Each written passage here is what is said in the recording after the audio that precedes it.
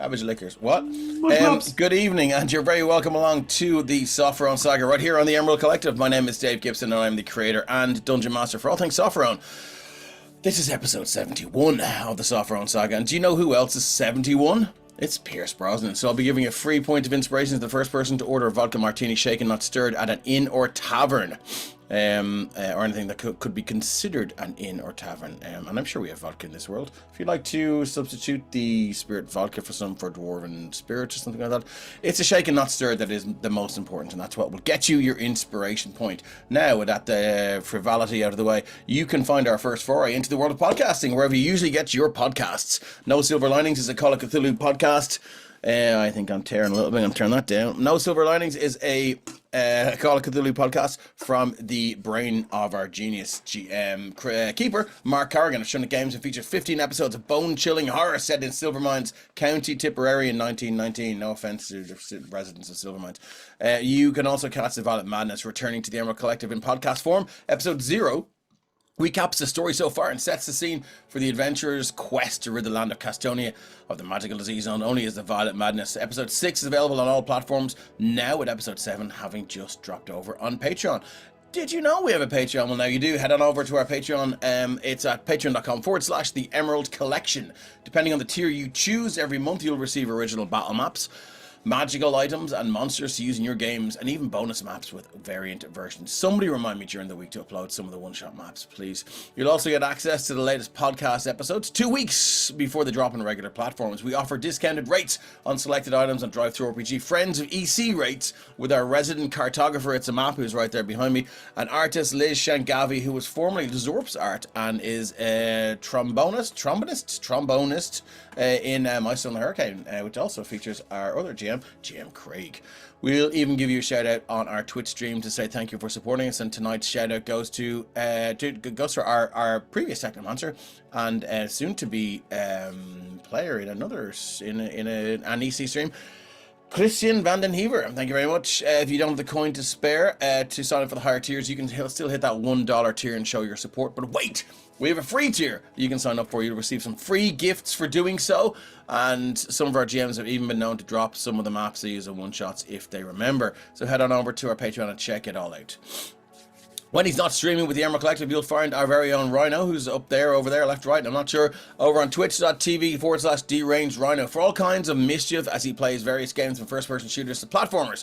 Everyone is welcome. If you haven't already, please give our friend Ryan a follow. And if you can afford it, a sub over on Twitch. And of course, we'd like to extend a big EC welcome to Rhino's army. You're all very welcome over here. Ryan, what were you playing today? Were you back on Rust? Yeah, I mean, Rust is the flavour at the moment, so, you know, that's what we're sticking with. But I have joined, over the last couple of days, some American brethren. So I'm playing with fellas from across the water right now. So it's a different vibe. They're definitely a different pace than what we're used to, or what I'm used to. So what time are they playing, and versus what time are you're playing? What are they, 4 hours, 5 hours behind? They're 4 hours behind, but considering one of them went to bed literally about half hour before I woke up this morning, it's wild. But it means that the base is covered for most of the day. That's strategic. I like that. Yeah. So when they're not on, I'm on, and vice versa, and then obviously we can let each other know if we need help. That is pretty fucking cool. What's Cormac saying? You get an inspo, and you get a car. I mean, an inspo. Have we got an inspo from Cormac? Yeah, right into the pool. Nobody can afford the tax on a free car. No. Thank you very much, Cormac, and thank you, Rep, for the boon. Because it bugs me he doesn't have one. Everyone else, that's because I was overusing them last session. Cool. And is there anything other than Rust? Oh, how's your Lego build coming on? Is it done?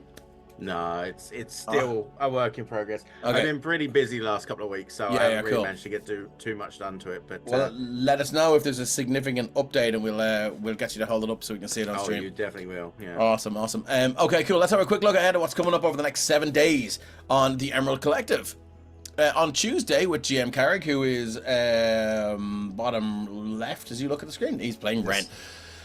We've got arcane adventures in Andromeda. Following a tense encounter with a grieving alchemist and his horde of undead, our party find themselves with no leads regarding the cult, with refugees from Novus due to arrive. How can they contain the lethal ideology that is being spread by the cult? I don't know. Carrick, how can they? Well, that's a spoiler, and the Technomistress is playing in the game, so I cannot say. Okay, would you said if she wasn't? Maybe I might have given an idea, but there's a few things that'll be about for the party to look into. There coming up soon. All right. Good to know. Okay, and on Thursdays, I'm back on Thursday. Jeez, it's going to be a busy week. I'm back on Thursday with Rebirth of the Graven King, which is formerly Journeys to the Radiant Citadel, which is formerly Journeys adjacent to the Radiant Citadel, Rebirth of the Graven King. I don't think I've written this blurb correctly. Rebirth of the Graven King returns on Thursday, and the party are closing in on Shazathar's private chambers and laboratory. But they are starting to realize that this entity's inner sanctum will likely be far more dangerous than anything they have faced thus far. And I have a hell of a map for it to map to create for this one.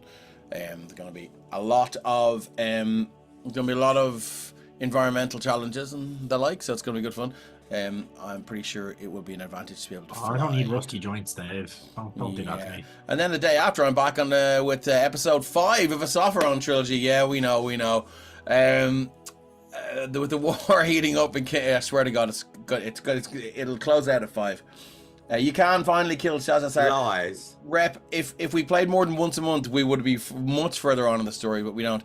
No, I swear to God, we should hopefully finish. Lies. Oh God, I will feel so bad if we don't.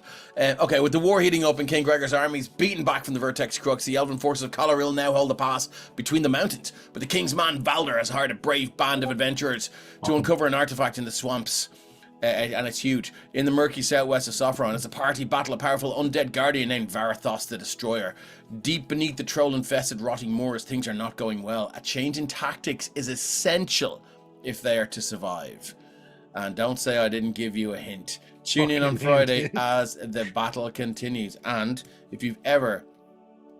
if this one doesn't run over, we'll stick around and sponsor, please, Monster. Can we get a sub goal to push for an episode 6? Damn you bastards.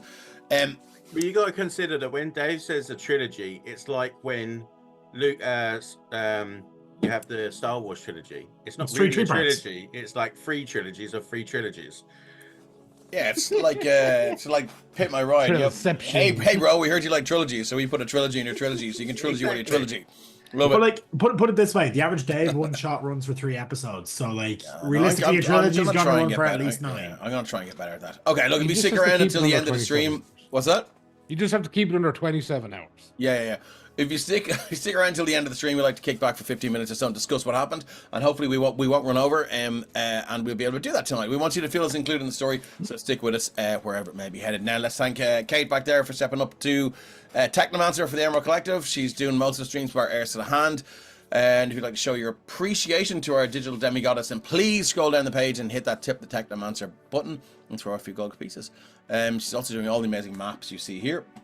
So that is, I'm very thankful for that. And her commissions are open. All the music is tabletop audio. I think most of us use that. Finally, what do those shields and numbers on your fancy Twitch overlays mean, I hear you ask? Well, you can use your channel points to bestow boons upon players and the GM. A boon grants a 1d4 to attack rolls and ability checks. Excuse me. If you sub to our channel or gift a sub to another, you can offer inspiration to a player or the GM. Inspiration allows the re-roll of an attack roll or ability check, but not death saves. And please remember to state in chat who will receive your boon or inspiration. Now, let's meet our wonderful players. We are down Fona tonight. So we're going to start tonight with Carrig, because you are on the left. Hey, I'm Carrig. I play Ren, and record scratch moment. I bet you're wondering how we got here. So we ended up down underground because we're chasing some probably dead people, and now we're facing a unholy nightmare from the Shadowfell that is probably about to kill us all. And I have somehow really pissed it off by missing with the disintegrate. So we'll see how that goes. And I've also banished it. So I've also really pissed Dave off. Yeah. So listen, if this is the last you see of Ren, nobody can say you didn't go out with the fight. That's true. And thank you to our Technomisters for throwing the character art as the intros go on. Let's thank you very goes much. with a bang. Oh, trust me, if I'm going down, I'm taking the boat with me. The fireball is going to be huge. Okay, next up is Joe. Joe, tell us who you are playing, a little bit about your hobbies, and your character. Hi, my name is Joe. I'm playing Robert Seth Cooper. He is a human rogue. He's also started taking some levels in multi-classing into fighter. Our fellow, our resident paladin would say he's a filthy multi-class, but I mean, I think he's kind of clean. He does have some fighter levels. It's for backstory stuff, not class stuff, flavor stuff. It's important. And yeah, he's kind of just a dude. Nothing too strange going on with him. Personally, my hobbies are rock climbing and riding a motorcycle when I have one. Still don't have one. And yeah, recently I've been getting into some pixel art stuff, and I might at some point start streaming it. Sweet. I've been messing around with OBS.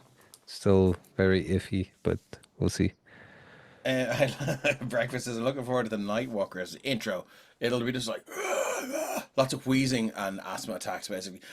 I think if Joe has the time and space, I'd love to see some pixel art of the Sopherone Saga characters. Oh yeah, sure. That shouldn't take too long. I've done a few D&D parties before. I never thought to do ours. Okay, thanks very much, Joe. And the first of the Brothers Grimm, Stephen. Let's hear who you're playing, and a little bit about the relationship with your other brother from another mother, same mother, not a different mother. Correct. Well, yes, I am Stephen, your Paladin pal here on the Emerald Collective Twitch and over in the Discord. And this evening, surely I am playing the older of the brothers, Orixium Grimm, the repentant sinner. For anyone new around, that means he is a filthy multi-class of Hexblade Warlock and Oath of Devotion Paladin. And other than being covered in bloated ghoul... Did you just say Oath of the Lotion? Oath of Devotion. It puts it on its skin, you know. I was like... This guy in the smut books, you know, everyone takes a turn. Yeah, you left that out. Robert's a raging smut writer. An award-winning smut. Unless it is a smite again. Hey. So he is destroyed in a bloated ghoul guts, and other than that, he's waiting on the big guy to come back. All right, okay. And last but not least, Ryan, can you tell us a little bit about your character and of course what you do over there on your own stream and stuff like that? So yeah, I'm Ryan, aka Deranged Rhino, as most of you know. I do have my own stream where I play awesome games and I get to meet awesome people, so that's pretty cool. But for this evening, I am going to be playing... There you go, Stephen. Thank you very much. Demonstrating the lovely logo there as done by our very own Becca Art. So yeah, tonight I'm going to be playing Mazelu Grimm, the supposed better half of the brothers. He is a cleric of the life order, and he is sworn to his one true god, the only real god there is, which is Bahamut. And who was that in the background? That's Bodhi. Being grumpy as he always is. That's all right. We love Bodhi. Yeah.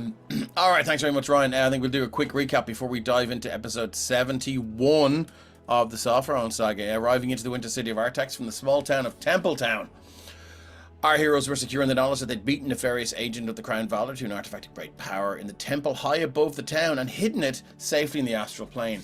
This artifact, however, had begun communicating with the party's wizard Ren, promising great power. If you would only travel to an area high in the mountains above Artax and recover another artifact similar to the first but not exactly the same, accepting the deal and receiving a small amount of power, shitty cantrip, as a reward, Ren had second thoughts.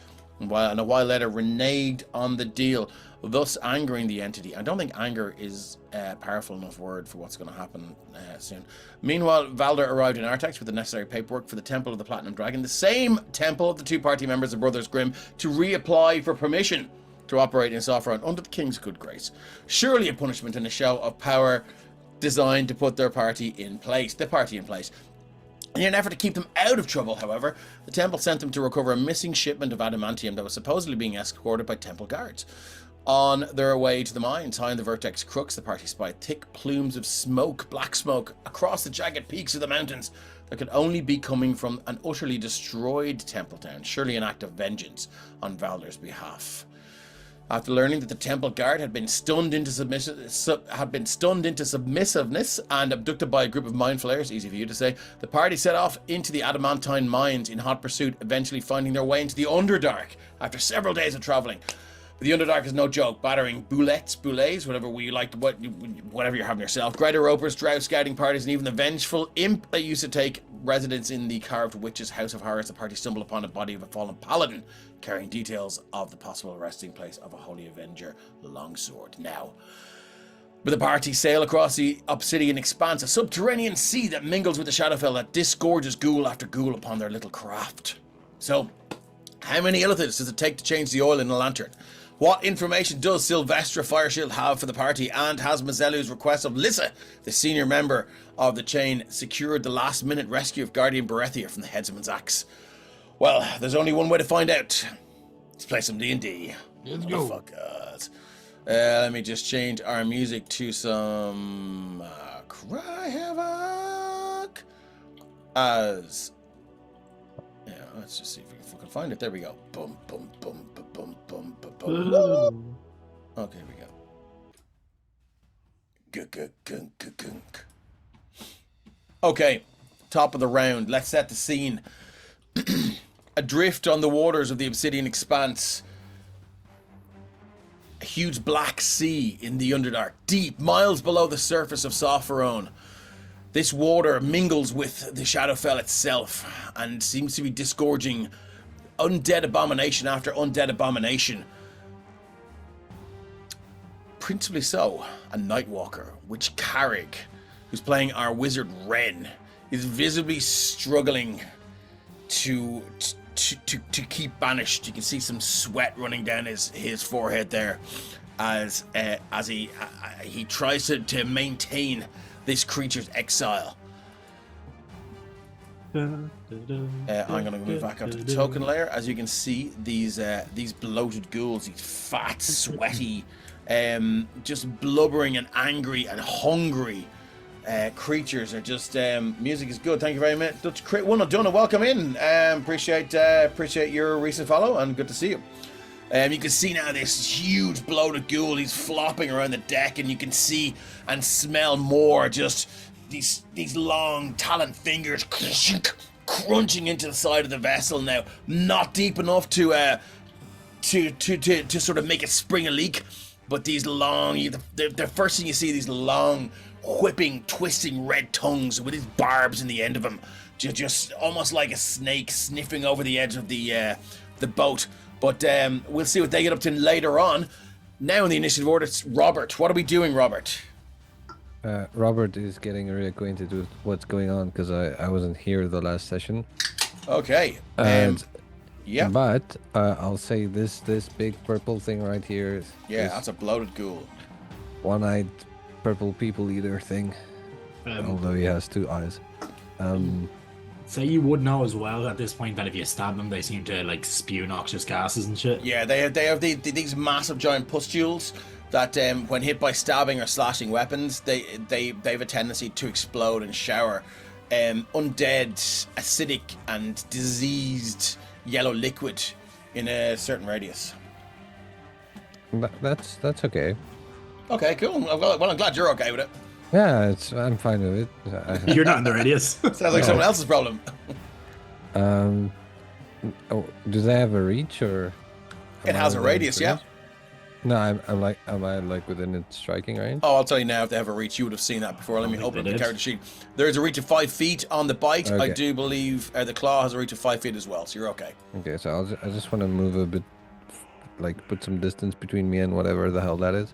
Yeah, no worries. And then, where's the guy banished? Was he here? The Nightwalker is here. Yeah, to the north side, northwest. Okay. I suppose, yeah. Cool. He was just about at the edge of the kind of like not the mast, because the mast one goes up with the... What's he saying? All I jib or something. Oh, yeah.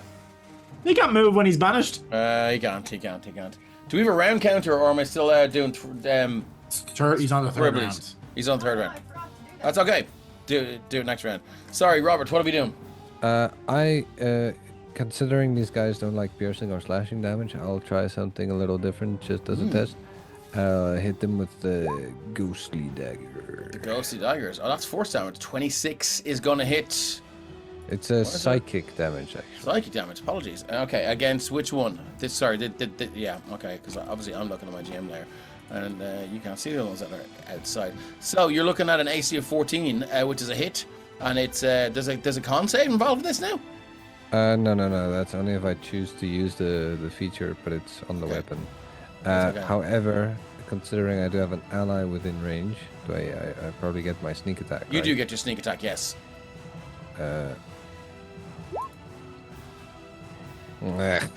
Ooh.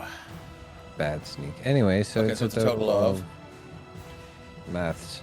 13 and 8 is 21. Do you get that too? You do. 23 points of damage. Yeah, lovely. Yeah. Okay, is this thing? Let's just see how it feels about psychic damage. It's not immune to psychic. It's immune to. There we go. That's good. Okay. It's resistant. Necrotic and resistant to poison. Yeah, lovely. But it is immune to poison damage. But because I think we found that out already.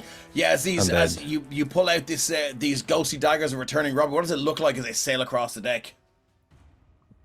I think from certain angles they're really hard to see. I feel like they're like Nice. paper thin. Like 2D. Yeah, they're like kind of 2D. Yeah, that's But pretty cool.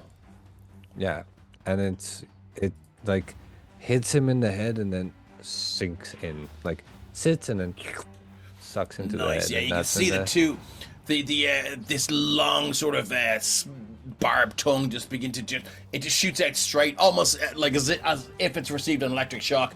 The eyes kind of just roll up behind its head, and it makes this like sick gurgling noise. Is that it for you? Yeah, that's it. For Okay, me cool. I for will now. say we were at round 3. This is now round 4. Okay, that's good. A big 4 there. I should have a look at my sheet and see if someone used anything important. Probably not. People tend to be quite sparing. No, I don't have a second wind. Never mind. Okay, no worries. Thank you very much, Robert. One and Done says emotional damage definitely should be its own type. Agreed. Moving on to the Nightwalker, it's just standing there tapping its foot to the girl from Ipanema.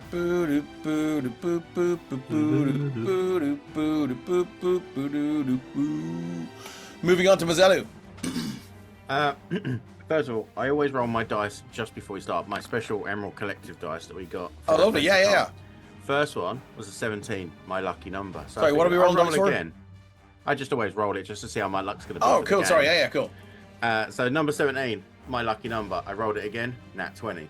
So I've either lost all my luck or it's going to be a good shit. night. Okay. So we're going to go for this one next to us, and we're going to smash him in the face with a nice hammer. Nice hammer, as opposed to a not nice hammer. Exactly. Love it. So that's a 22 to hit. That's for going to hit. 12 points. 10 points of damage. Okay. As he's got scales with him, and I'm literally just. It's like, you know those videos where you see the Japanese guys hitting the wasabi in the bowl with like a hammer, and it's like. Yeah, exactly. It's that kind of hitting a sludgy jelly kind of mass. Yeah, and that's exactly what it looks like. You swing the hammer around, it cracks against its chin. This huge sort of blubbery face just kind of wobbles. You do hear a faint crack from underneath this sort of undead blubber, but it's definitely hurt by that. But it's still up and going. It is, I'd say, heavily. What's after bloodied? Heavily bloodied. Yeah, I was going to say heavily bloodied. Yeah. It's my favorite Cannibal Corpse album. Bashed, heavily I bloodied. guess. Bashed. Okay, and that is Battered. it's definitely taking damage. Anything else, Mazelli? Have you got a bonus action for a spiritual weapon or anything? No, because I still haven't sorted out the spells on my sheet, so I'm good. Kermit says, bloodieder. I love it. Okay, moving on to Scaled. Our Dragonborn Barbarian in a world with very, very few Dragonborn because of lore. I normally pilot scales, so I'm happy let's to do so it. again. Let's see what you've got. He's at 87 from 21, our Dragonborn Barbarian. barbarian. Yeah, so we're aware that Scales is probably known at this point that this thing doesn't seem to like being slashed. So I'm gonna swing up with a turtle mace and try bludgeon it to death. Okay, here comes the turtle mace. Legendary weapon found recently. 20 to hit is a hit. 13 points of bludgeoning as just a smash to the side of its jaw. Okay. And are we using any special abilities from the Not mace? right now. No, we're just going to go with a standard crack. He's got an extra attack though, right? Yeah, because we were all level 11. Are we? Yeah, that's 13, which I don't think will hit. Barbarian man. What is it? 13? I think its AC is 14, unfortunately. Would you like to use a boon? Actually, could I have gone reckless there? Yes. Yeah. So, yeah, I'll go reckless. So I'll roll that again. Yeah. Sorry about that, Dave. I just forgot. No, that's okay. That's okay. Nah, wouldn't have made That's a a difference. 12. Well, seeing as you said reckless, do you want to re-roll the first attack that you hit and fish for a crit? May as well. Please? No. Okay, well, that's good. So we'll take the higher. I'll get rid of that lovely. one, though. I'll get that out of my, Yeah, get out of your system. Okay, my moving turn on next. to Ren. What are you up? Yeah, so I'm going to What continue are you up to? focusing on this banishment because fuck this guy in particular for now. We'll bring him back when we're good and ready. And I'm going to look down into the water. Do I see more of these things? So I'm up on an advantage point. I'm up on top of the mast. You're up on top of the mast. I think you... Now, a perception check in combat is usually I'm not looking to make an active perception. Like if just with my passive, I'm just kind of looking down. Yeah, it feels like it's an active perception, but let me finish. What I'm going to say is let's just do a look check. Yep. And if you are lucky... Now, hold on. All right. So, if you are lucky, which is you pick an odds or evens, roll a d20, and if you're successful, then we'll say you can make an out-of-action perception check. If you are unlucky, you will have to use your action to make a perception check. Or would you just like to not do that? I'll not do that then. Okay, that's fine. Action. Yeah, I'm just trying to see if there's any immediately outside the boat that I would see that I wouldn't have from the angle on the boat with the railing. So that's fine. Yeah, so what I'm going to do is... This guy looks pretty rough, so I'm going to expend a first level slot. And I'm just going to chuck a chromatic orb at it. And I'm going to do thunder damage. That is 11 is a miss. 11 to hit. That's shit. Why am I rolling so badly tonight? Do I have a boon? I think I have a boon. You do. You've one boon. Yeah, I have a boon. I'll use it. Okay, so boon, you can use your channel points. 3,000 channel points will grant a player a 1d4 to add to attack rolls. That's a 14. That's creature's AC. 18 points. Yes. Thunder Something damage. somewhere from another plane of existence guides your hand, Ren. And I don't want that. No, I don't know how I feel about that. There's a few things in different planes of existence guiding my hand, and I don't know if I like that. yeah. So what's it? 18 points of damage? 18 points of thunder damage. Oh Jesus. Okay, you have it down to 1 hit point, Ren. What does it look like when he gets to 1 hit point? Yeah, so like Ren basically blasts the chromatic orb, it catches this thing in the face, and it like rips all the flesh and bone off its face, skin off its face. So the skull is just kind of attached to the top and flabbering, but it's still there. Yeah, you hear this like cracking of bone as the thunder just dislocates and shatters bones beneath this this thick rubbery hide, and it's down to 1 knee now, and it's incredibly fucked basically. Is that it for Ren? I don't have a bonus action because I'm a wizard. Yeah. That's it. Okay, this bloated ghoul is going to take a shot at... It's going to take a couple of shots at Scales, who went reckless, so we're going to go with advantage. Here comes the bite. So we do multi-attack. The bloated ghoul makes 1 bite attack and 1 claw attack. Down to 1 knee now. It's razor-sharp teeth. They part as it just leans in and tries to bite Scales' knee. That's a 24 to hit. Yeah.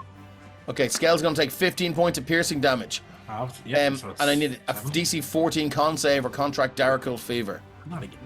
Yeah. Didn't Scales already get bit by this thing? Do you know whether he failed that in the past? I don't know. We'd have to ask Fona, but I tell you, I feel like Fona has had it and been cured of it. Oh, you made it anyway, so it's all right. Yeah, so I think what happened, because it was a period of time where Fona was out on a few sessions there, and I played Scales, so yeah. Okay, I right. believe Scales had it, and then like it just passed out because it didn't fully contract because he passed from saves. Okay, cool. So let's go with the claw at advantage. That's a 25 to hit. Yeah. So that's another 12 points of slashing damage as he rakes the claw up now the inside of Scales' thigh, and you can feel blood begin to run down the inside of Scales' leg and down into his what if he wore boots, down onto the scales. You need a con save or you are going to you have your speed halved, and you're going to have disadvantage on dexterity-based checks or saving throws for a minute. That's basically the rest of this combat. You can repeat the saving throw at the end of each of your turns, and it's around about this time that another 2 bloated ghouls slop onto the deck. Ren, can I get an out of action intelligence check, please? DC for this is 18. Blood in the Boots is my favorite metal album. It sure is. Yeah, I love it. Intelligence check, is it? Intelligence checks, just flat intelligence. We're here for a ghoul time, 18, not a is long it? time. Yeah, DC 18, yeah. I'm going to use my inspo on that. Okay, no worries. Fuck's sake. The combat continues as 2 more flop onto the deck. And they're going to go in this as well. So let's move this guy to the token layer, and this guy to the token layer. Do you know what? I'll open that intelligence check to everyone. DC 18. I will eat my fucking shoe, my runner, if it scales that makes it. Oh, yeah, scales, yeah. Well, look, Ren has an excuse. He's concentrating very hard right now. Close. You guys can make these. We'll make them at the start of every bloated ghoul's turn, and see if a lightning bolt of inspiration strikes you. This guy's going to move over here, and he's going to have a go at Robert. Robert, what's your AC as he takes a swing at you? Multi-attack comes with a bite. Yep. My AC's gotten higher. It's 20. That's an 8 to hit with the bite. You're wearing half plate now.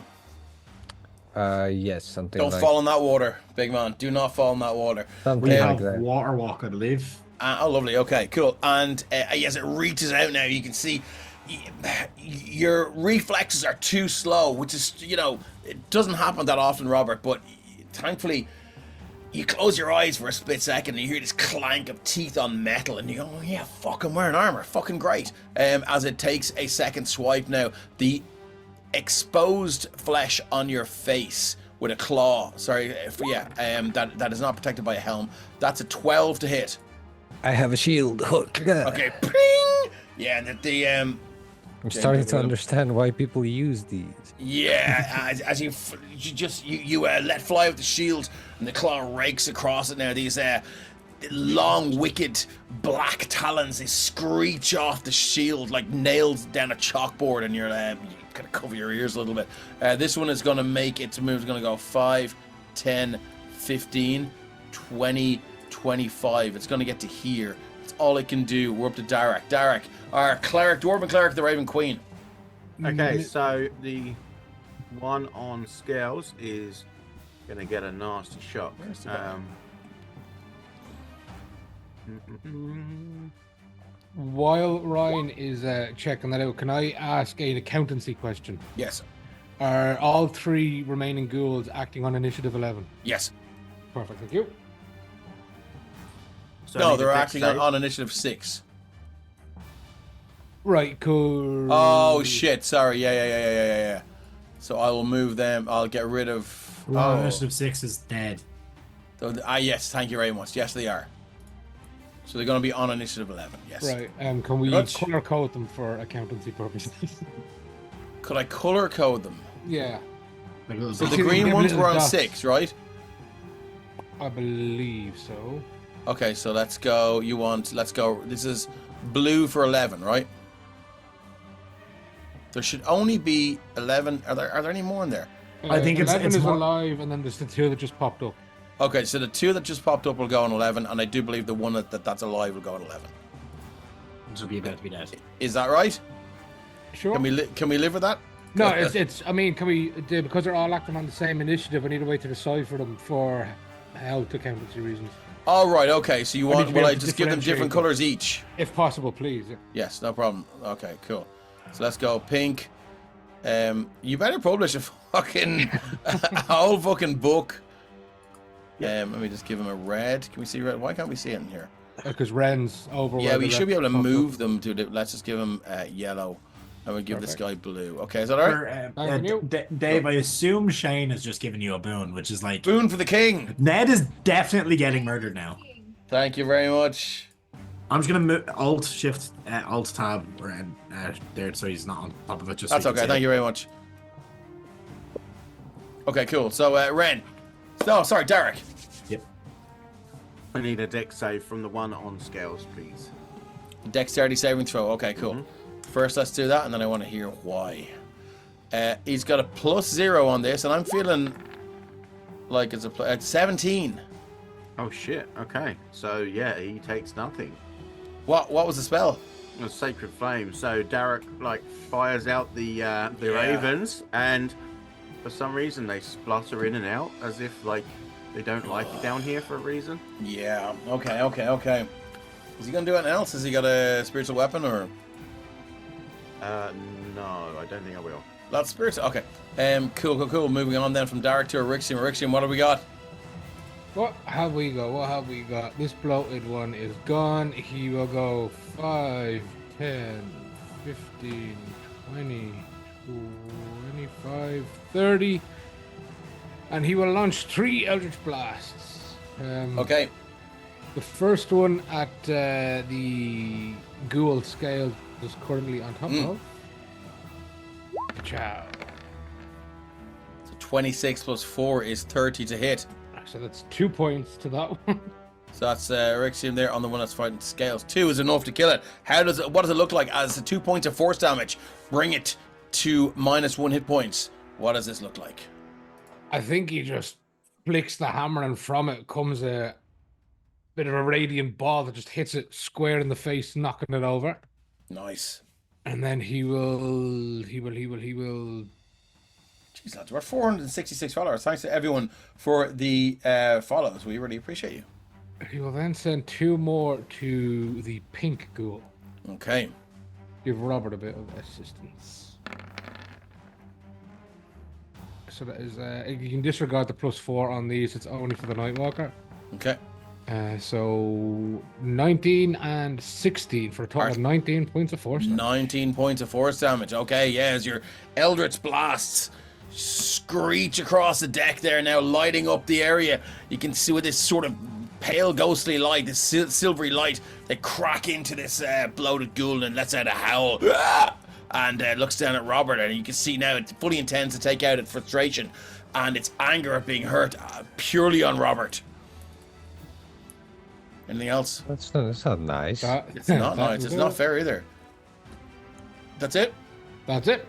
Okay, Tabab is going to, and he goes, right, I don't often do this, but everyone look away. And he takes both his hands and just puts them in under his armor, and he goes, oh, that feels good. And he does 55 points of lay on hands to himself. Actually, no, he doesn't. Let me just do some quick maths here, because he doesn't need to do that. I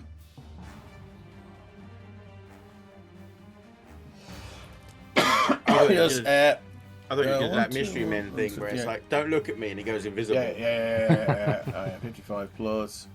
How much damage? Oh, sorry, 55 plus 58. It's 2. Yeah, no, he does. He drops it all, so he's now at he goes up to that. That was an action to do that. Any Paladin players could help me out there. I think it is, isn't it? He'll go 5, 10, 15, 20, 25. Oh, he's gotten huge. 30. You go you go there. Erixium, you are now in his aura, which is an aura of, I think it's aura of courage. Sort of camouflage, fighting style, blind fighting. Where's his aura? It's he's a vengeance paladin, isn't he? Yeah, he is. Yeah, aura protection. Yeah. There you go.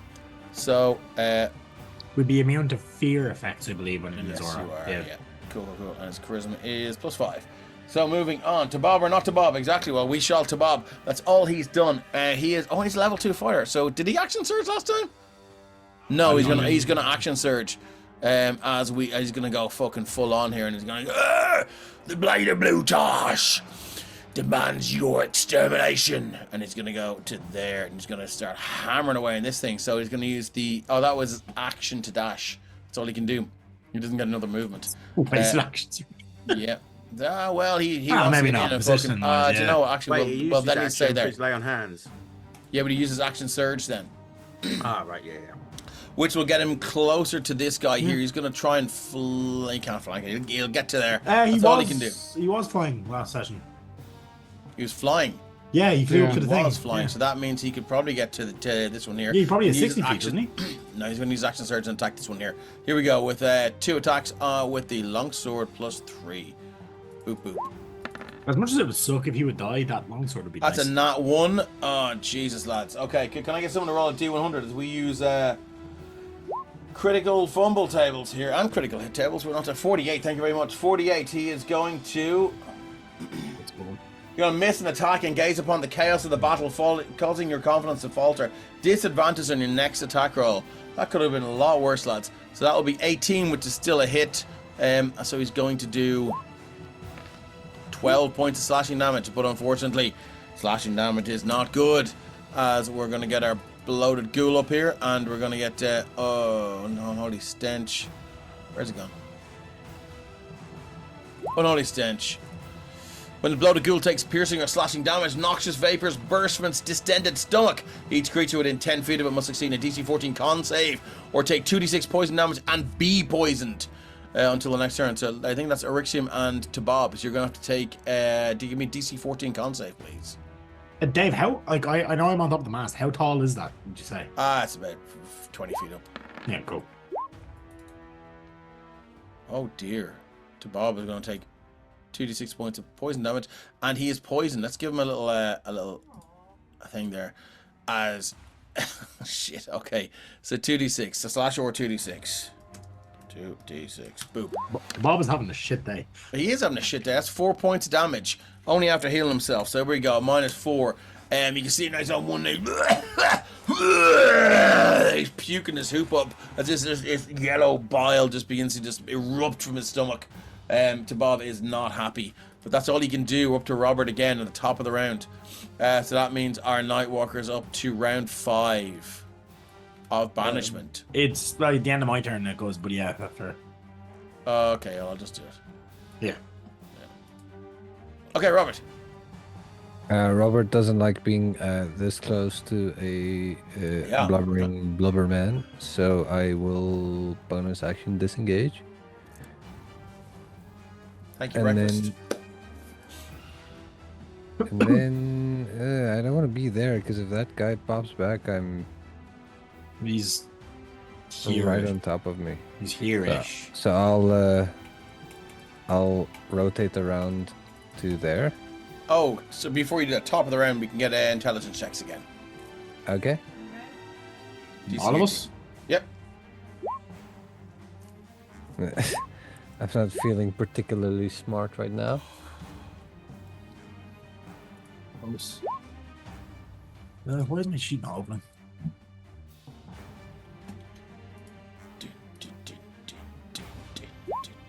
Woo! Oh, who's only Arcana? So it's 17. Would you like to use a boon, Ryan, to try and make that? I will, yeah. Okay, so you can roll a d4 for the crack anyway. 3. But it's definitely 3. Okay. You get the impression that these things, that the absence of the Nightwalker has drawn more of these ghouls to the surface in search of the creature itself. And the longer it stays banished, the more of these creatures are going to flop onto the deck trying to look for it. And anyone who had sorry, 1 second, I'm on the token layer. Why is it? Why am I not doing the select? Anyone who had oh yeah, because I'm not in the right thing. Sorry, 1 second. Now my roll 20 scratch. Anyone who had not, or who had gotten a better perception check, would have seen through the water that had parted, that there were a bunch of these bloated ghouls just sort of clinging onto its feet. Okay. So it's up to you. I was using it then to like move. No, they were just clinging onto it and feeding off it. Oh. Like those fucking oyster things on boats, whatever they're Yeah. called. Yeah. I'm just gonna Barnacles. reopen roll 20. Oh, just by the way, just because scales for the sake of it. No. Wait, so does that mean then that if we kill him, they'll then attack us then? It's. I mean, it's hard to know, but you can I mean, I think that the I don't impression think you they get, have to realize that. No, not at all. I like have realized that, but the long and the short of it is that the longer this thing stays banished, it's likely the more these things will reappear. Right, so they've drawn to him rather than okay. Yeah. So, but I will say my Roll20 has shat the bed, so I'm gonna try and open it on Firefox to see if that helps. It shut the bed. It really did shit the bed. Thanks, Google Chrome. TBOPP. I was going to say TBOPK. Thank you. Okay, I cop that when you asked me to make a check. I was like, oh fuck, this is what it is. And I was like, I can't say anything. You can't. Okay, let me just see if that's worked. No, it's still loading. So give me 1 second as we try and load in on Firefox and hope to God that works. Sign in. So no, I'm going to get rid of this fucking thing. So I'm going to close Roll20. The music might stop playing. I'm not sure if it. You know. And hopefully this will work on Firefox. Lads, that's a pain in the hole. It just absolutely shut the bed. Here we go. Launch game. So chat, I hope you have good plans Unless for the Mark weekend. hasn't paid the bills. So I'm working off his game. Gathering steam, mapping dungeons, recalculating splines, and we're back. Here we go. Okay, so you're going to have to change the music source, the audio source. Still working. It's still working. Happy days. Cool. It's- All right, well then I need to turn up the fucking music here. It wasn't not working. Do. Sorry about this, chat. We know what we're doing. I swear to God, we really do. Okay. Anyway, let's keep going. Robert, you're up. So yeah, I was moving away from that dude because growth, and then I'll attack this dude next to everyone. Okay, lovely.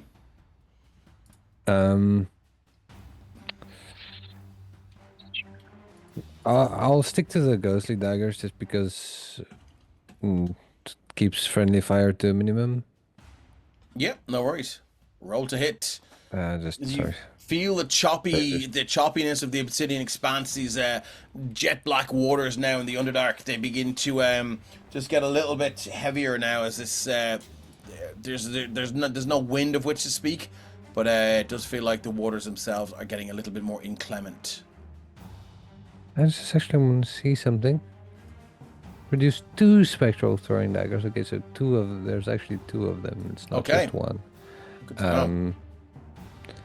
I don't use them. I use the silver one more often, but yeah, I sometimes I forget. 2 ghostly daggers coming right at you. Coming at you. That's the first one, and the second one. It's a 27. And a 19 are 2 hits as they sail across the deck now against the one that's fighting Ren, is it? Yeah. Okay. The first one takes 30 points of psychic damage. What? Okay. On the first hit, and the second hit is because there's an ally within 5 feet, and I don't. Of course, yeah, and then another 9. And then another 9. Wow, yeah, these ghostly daggers shoot out from your hands now, sail across the deck, and that 2D description that you described, you can see now they slice into this creature's head, and it's just, again, it almost like freezes and stops for a second, and just almost goes into standby mode as it looks down, and then it sort of shakes its head and brings itself back to the battle. Anything else you'd like to do? No. Okay. I feel like I'm in a good place. Nightwalker's on round 5. We've 5 rounds left unless we bring it back. Mazzella, what are we doing? Can I try and run and drop kick this thing off the boat? To push, cool. Let's like double-footed Jean-Claude Van Damme. Kick you in the face. Let's look up. What is it? Shove. It's contested strength, I think. Contested strength, love it. Okay. If you're doing a run with it, I'm going to give you advantage in this because you have momentum on your side. May or may not be the rules. Couldn't give a fuck. Fair enough. Well, that's only an 8, so like probably not. Okay, strength has got +3 on this. I've been known to roll lower than that. Not much. That's a 13 or 14. Yeah, you run up. I'm going to use my inspo. Oh, okay. Yeah, I mean, that's doable. Natural 20! Get in the fucking water! Shit. Okay, nat 20. You run over, thump. 2 feet launching through the air.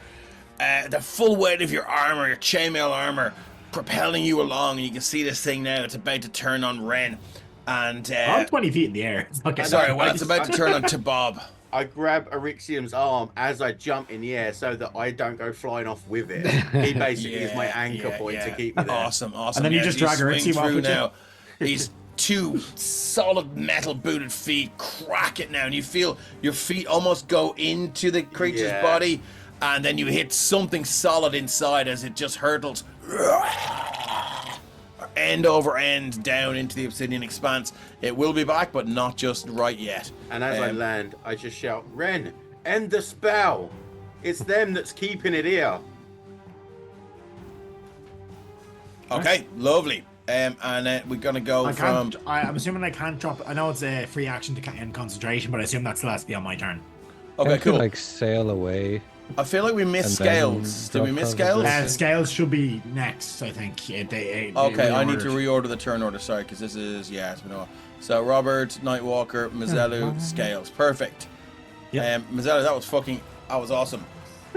Anything else you'd like to do, apart from shouting? No, that was it.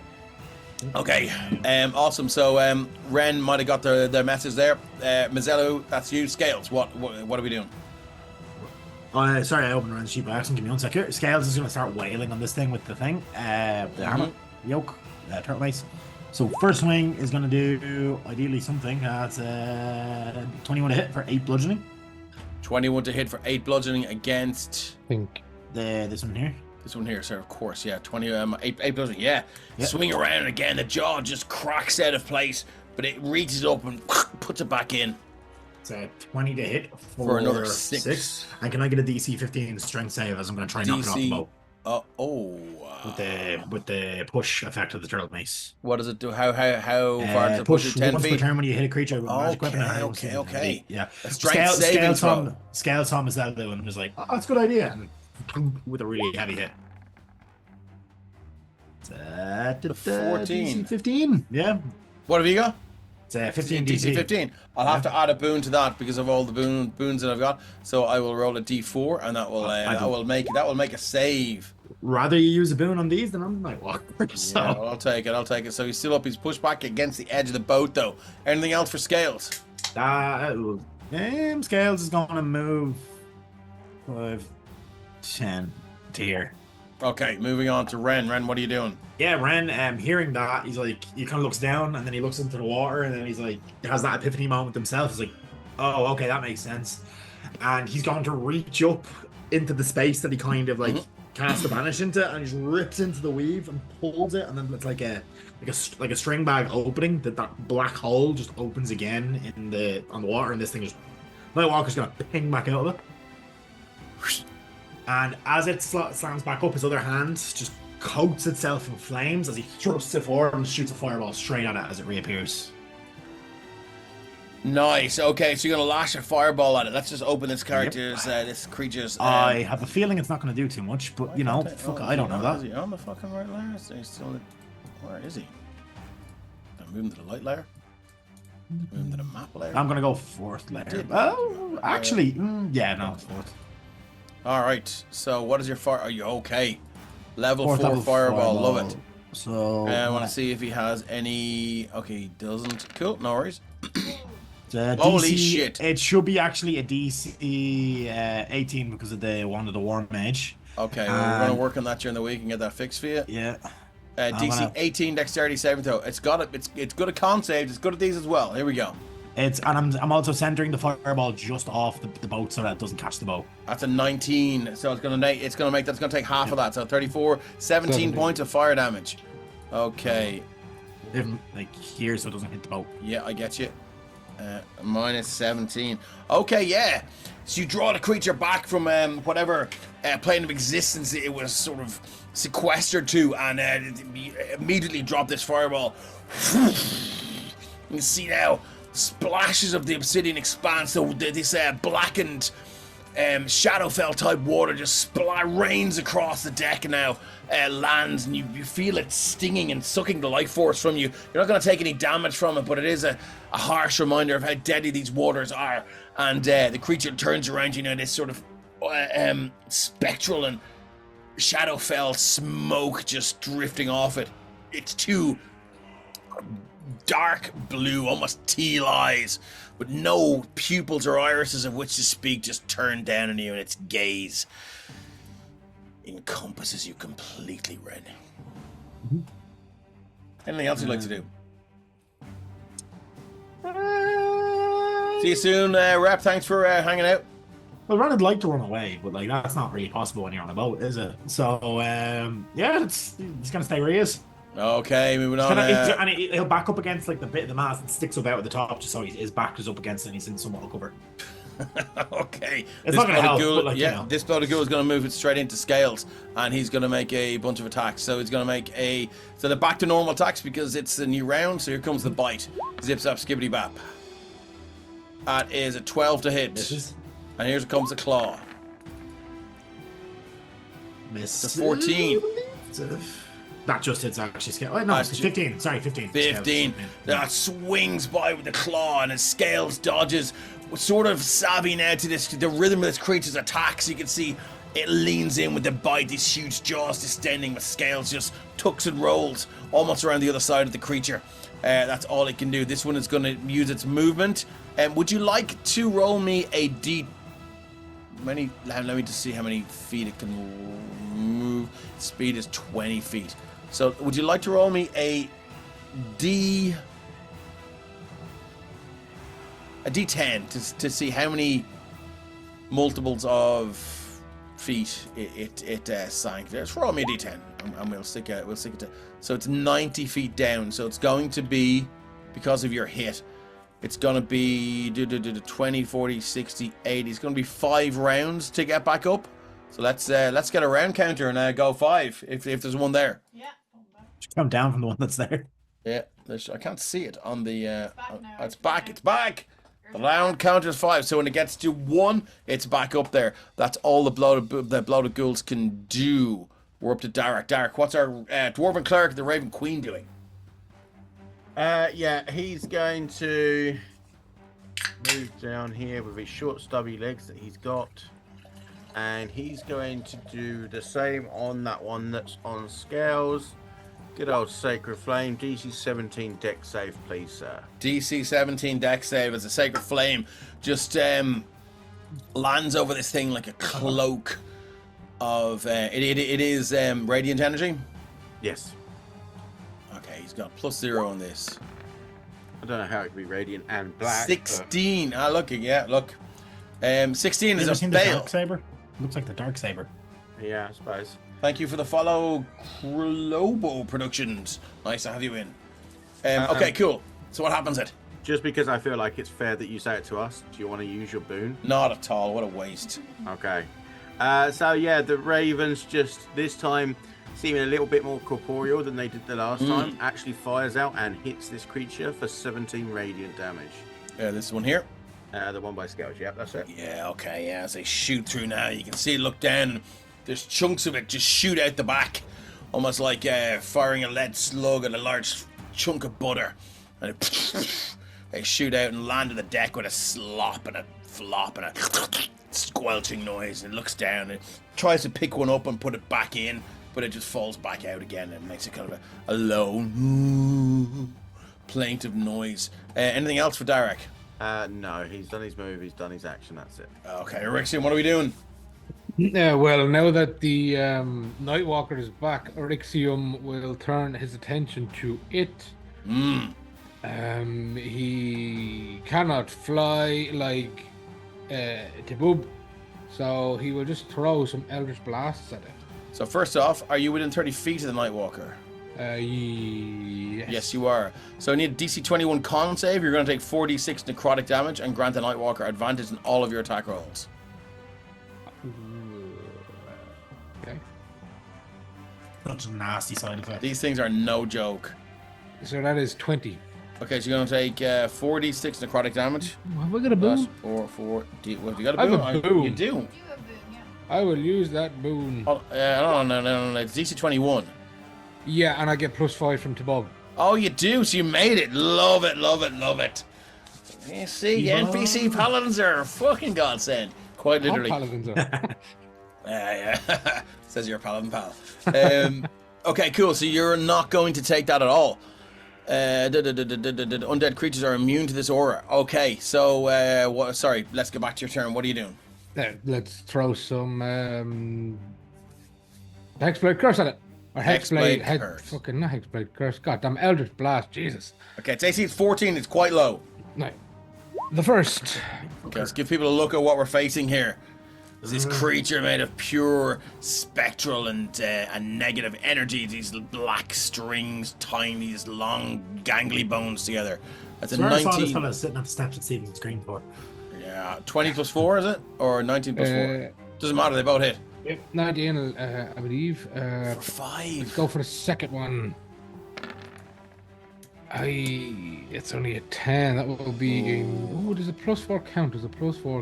Un momento while I. What's the +4 for? A sacred weapon? That is a nat 1, that 10, though, Stephen. I think. Shit, it is. Oh, look at that. Yay. I need a spell attack critical fumble table. That could do some interesting things, though. Sometimes that turns off magic, and that could. The spell fires in an unexpected manner, causing your confidence in your abilities to falter.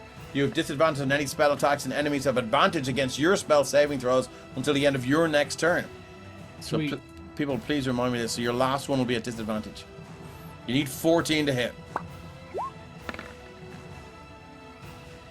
That's a nat 1 again. Can I get another D100? It's almost like the reappearance of this such a powerful creature. 3. You get wrapped up in your spell casting and forget to watch your target. Your target has advantage in their first attack roll against you next round. Okay, good to know. So it's got advantage on spell attacks and melee attacks. Yeah, you're not scared, but the sudden reappearance of this, you're in the middle of the battle. Mizelu's cry was almost like abstract. You didn't hear it, and you look up, you see Ren cancel a spell, and all of a sudden it's there, and the aura hits you, and it's quite a lot. Anything else he can do? Not that he wants to. All right. To Bob is back, and he goes, "Right, you're fucking mine, mate." He starts his turn. He's gonna need where's the Bob? He's gonna need to do the saving throw as well.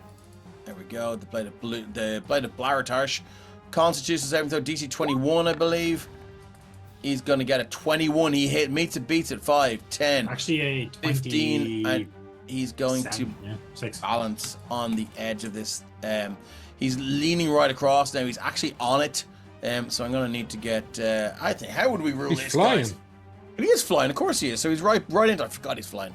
He's right in on top of this thing now, and he's gonna unload with his.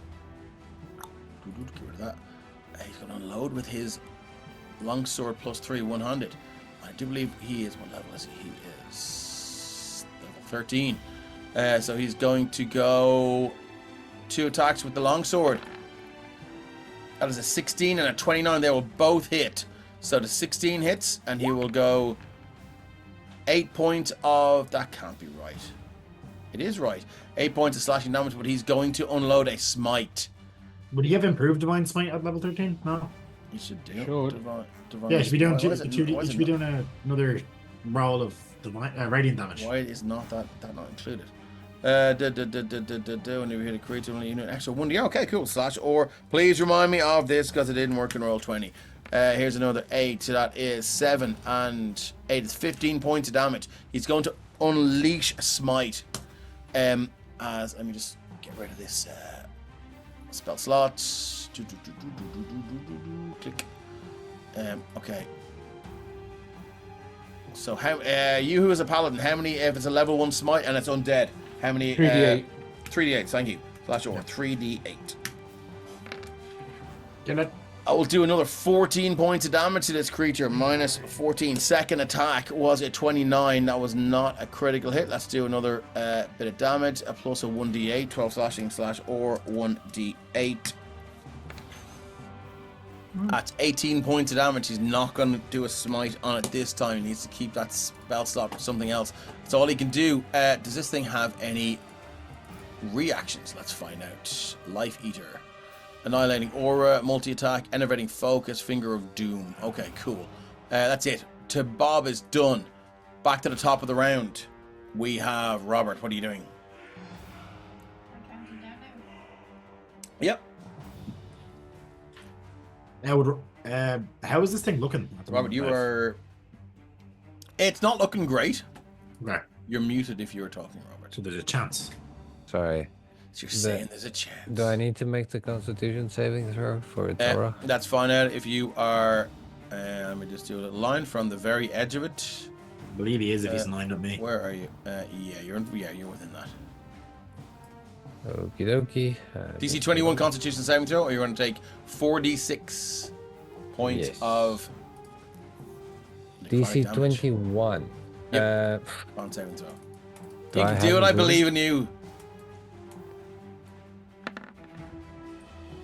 No. Yeah, I'm Okay, not you're gonna take making slash that. or 4d6 points of necrotic damage. As this chilling aura of cold washes over you. You can feel your face, and the bags begin to appear underneath your eyes, and your skin just begins to dry up and wrinkle as you take 12 points of necrotic damage. Considering Stop healing the players! No! Thanks, Robert, you get a 1d4. Yay. What would you like to do with the rest of your round after you've gotten sort of... That's where I got cooked. Yeah, 46 points of damage makeover. Shoot back. Okay, You got two so back. Oh, look, that might I make a got two difference. back. Yay. Anyway, I'll throw the silver dagger of returning at it. Okay, roll to hit. Yes, sir.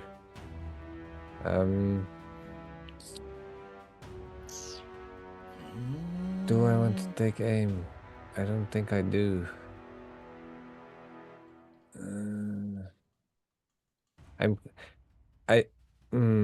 It has a low enough AC. You would not like it's been easy to hit so It's far. not about hitting, it's about fishing for crits. I'm greedy. No, I won't take aim. I'll just attack him straight normal. Yeah, you don't have... Oh, yeah. Cool. Because there is an ally Roll to hit. within 5 feet. 19 to hit. 19 to hit is a hit, so that's what, 21 points of damage?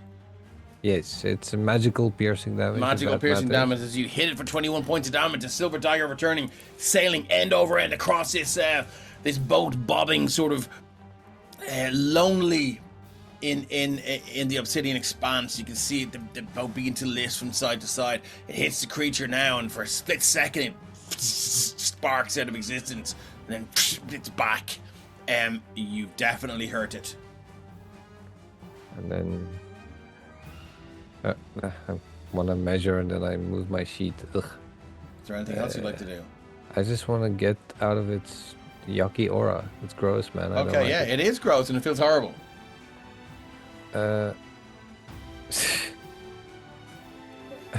How big do these guys explode?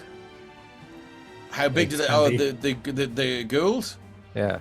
Let's it find 10 out. foot or 5 foot sorry, radius? yeah. There's unholy stench there. So it's a 10 foot. 10 Yeah, it's 10 foot foot, radius. okay.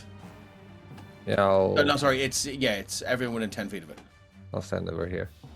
Okay, no worries. Cool. Is that it for you? Yeah, that's it for me. The Nightwalker's gonna move in now, and let's just see what its movement is. It's gonna climb onto the boat. Oh no! Yeah. Speed. It's actually gonna use its fly speed to move up. To. Yep. As you can see, it raises out of the boat here now. It's got a 40-foot fly speed. It is going to... I said about 30 feet up to Ren. Let's see what its reach is. Yeah. 15-foot reach. Easy. So Hi it's gonna use guys. its enervating focus twice, or uses enervating focus and Finger of Doom if available. I think it's going to use its enervating focus one onto Bob. Here we go. Because it is within reach of both of you now. Here comes the enervating focus. Plus 12 to hit, reach 15, one target. It's a 27 to hit. That hits to Bob, whose AC is 23. Ah, you motherfucker. Okay, I have to go in. Go in. I have to actually do this myself.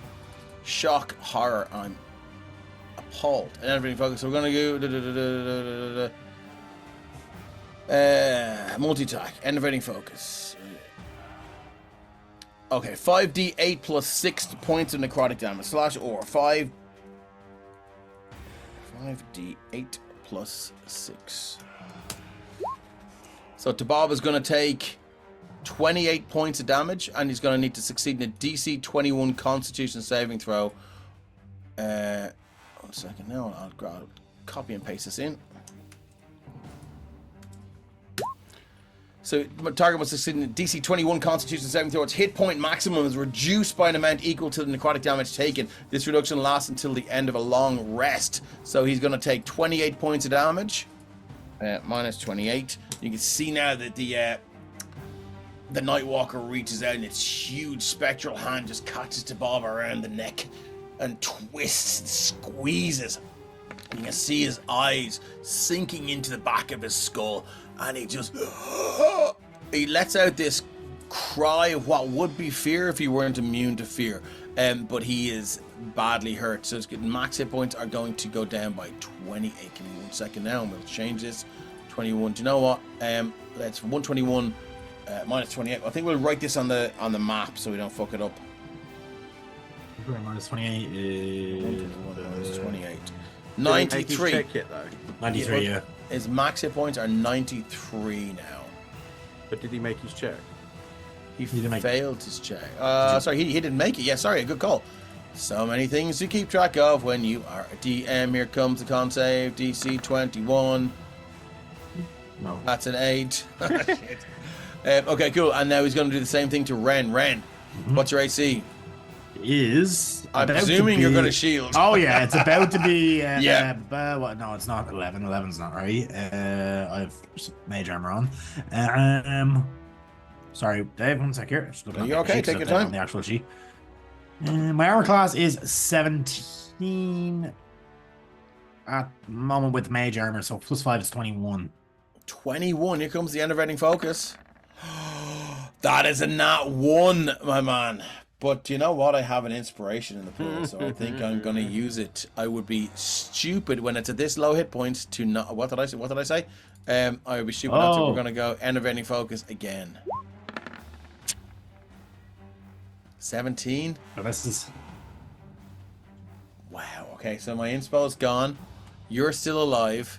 Yeah, so as that kind of like I don't know what the enervating focus really looks like, but as this like kind of attack like reaches in, Rain has his own slight ties to the Shadowfell after a certain thing. As his normal golden shield flares up, like it's like almost like shadowy magic from around, just kind of floods into the shield, reinforcing it and bolstering it against this.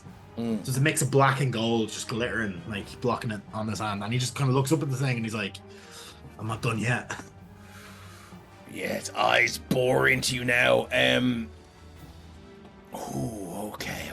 Ren is shitting himself. Like, he's shaking visibly, but he is. It is. This thing is fucking terrifying. That's all I can do. Mazzello, you are within 40 feet of this. Can I get that Constitution saving throw, please? DC 21 or take 46 points of... Oh, Ren, did you fail that? Oh, I actually didn't roll that con save. Sorry. Oh, no, you would have done it at the start of your turn, so you don't have to do it. Yeah, that's cool.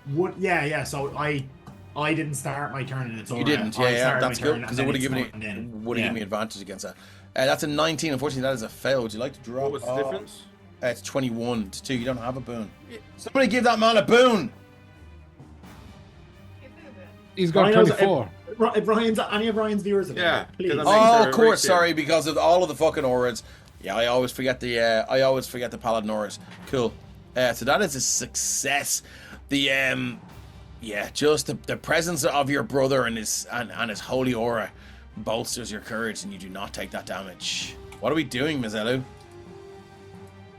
What are you doing, real bro? Yeah. What are you even doing? I don't even know what she does back there. The meatloaf! Ah! Yeah. Let's go. Yeah, I'm just gonna do a guiding bolt. Guiding bolt. Yeah, because I know who's coming up next, so I know they're gonna have a nice slap if it actually hits. Well, he's 40 feet in the air, so So 23 to hit, yeah, that is or a 12 hit. points of radiant damage. Nice. Okay. That's a hit, and as the guiding bolt screeches through the air now, up tearing through the netting and the rigging of the masts and the sail, it screeches through and straight up and catches the inside leg of this Nightwalker now, which is just kind of gliding and sailing through the air now. It doesn't make a noise per se, but you can see its mouth opens and this mist of black energy just sails out, almost as if in reaction to the damage you've done. Anything else? I just look up at him and say, just go into the light. Oh, jeez. Scales, how are you going to get up to it? You're not. Yeah, so you said this thing is 40 feet up in the air, so like... It's about maybe... So, hold on, no, so it's about 15 feet in the air, right? So, Ren, because you're about 30 feet up, to Bob's about 10 feet up. Would Scales, like, move 15 feet and then climb the rigging to try swing at this thing? Yeah, I believe it's an action to climb, am I correct? Is it? Or is it part of your movement? That's like half movement if you don't have climb speed, That's isn't why it? you have certain classes that have climb speeds and Yeah. swing Yeah, speed. I think it's just you move at half speed when climbing, so he'd only have another 15, so he'd be only another 5 feet, but like, no, he'd be 10 feet out of reach, yeah, he wouldn't be able to. Yeah. Oh no, Scales is 40 feet of movement, so. Okay. It's still Yeah, 10 Yeah, feet. he's not climbing a smooth wall. He's climbing. I will say there's a ladder Like a there, ladder. yeah, that's fair Yeah. enough, that's fair enough, yeah, So cool. Scales yeah. gonna, like, obviously Scales in a really bad spot if he gets it, he'd go falling. But Yeah. like, you know, he's gonna do it. So first off, can I get that DC 21 con save, because Yes. you started your turn within 40 feet of it. That's what I was just say. Scales Hey, is someone not who can very maybe comfortable, make that check naturally. right? It's fast though. Meets it, beats it, love it, okay, keep going. Yeah, and Scales is gonna like just Scales is gonna look back at this big like blow of gold and be like, fuck it, and then just run. You gonna take Like, the hit? yeah, Scales is gonna take the hit if he has to. Okay, here we go. Fine. Will we do bite or claw? What do you think? Up to you, Dave. Bite. They both do. Okay, give me a D6. 1 to 3, it's a bite. 4 to 6, it's a claw. No, that's not 4, thankfully. Ah, well, that's better. Oh, actually, Scales' speed is half as well. Actually, never. If Oh that- shit, yeah, that's a 13 to hit with scales.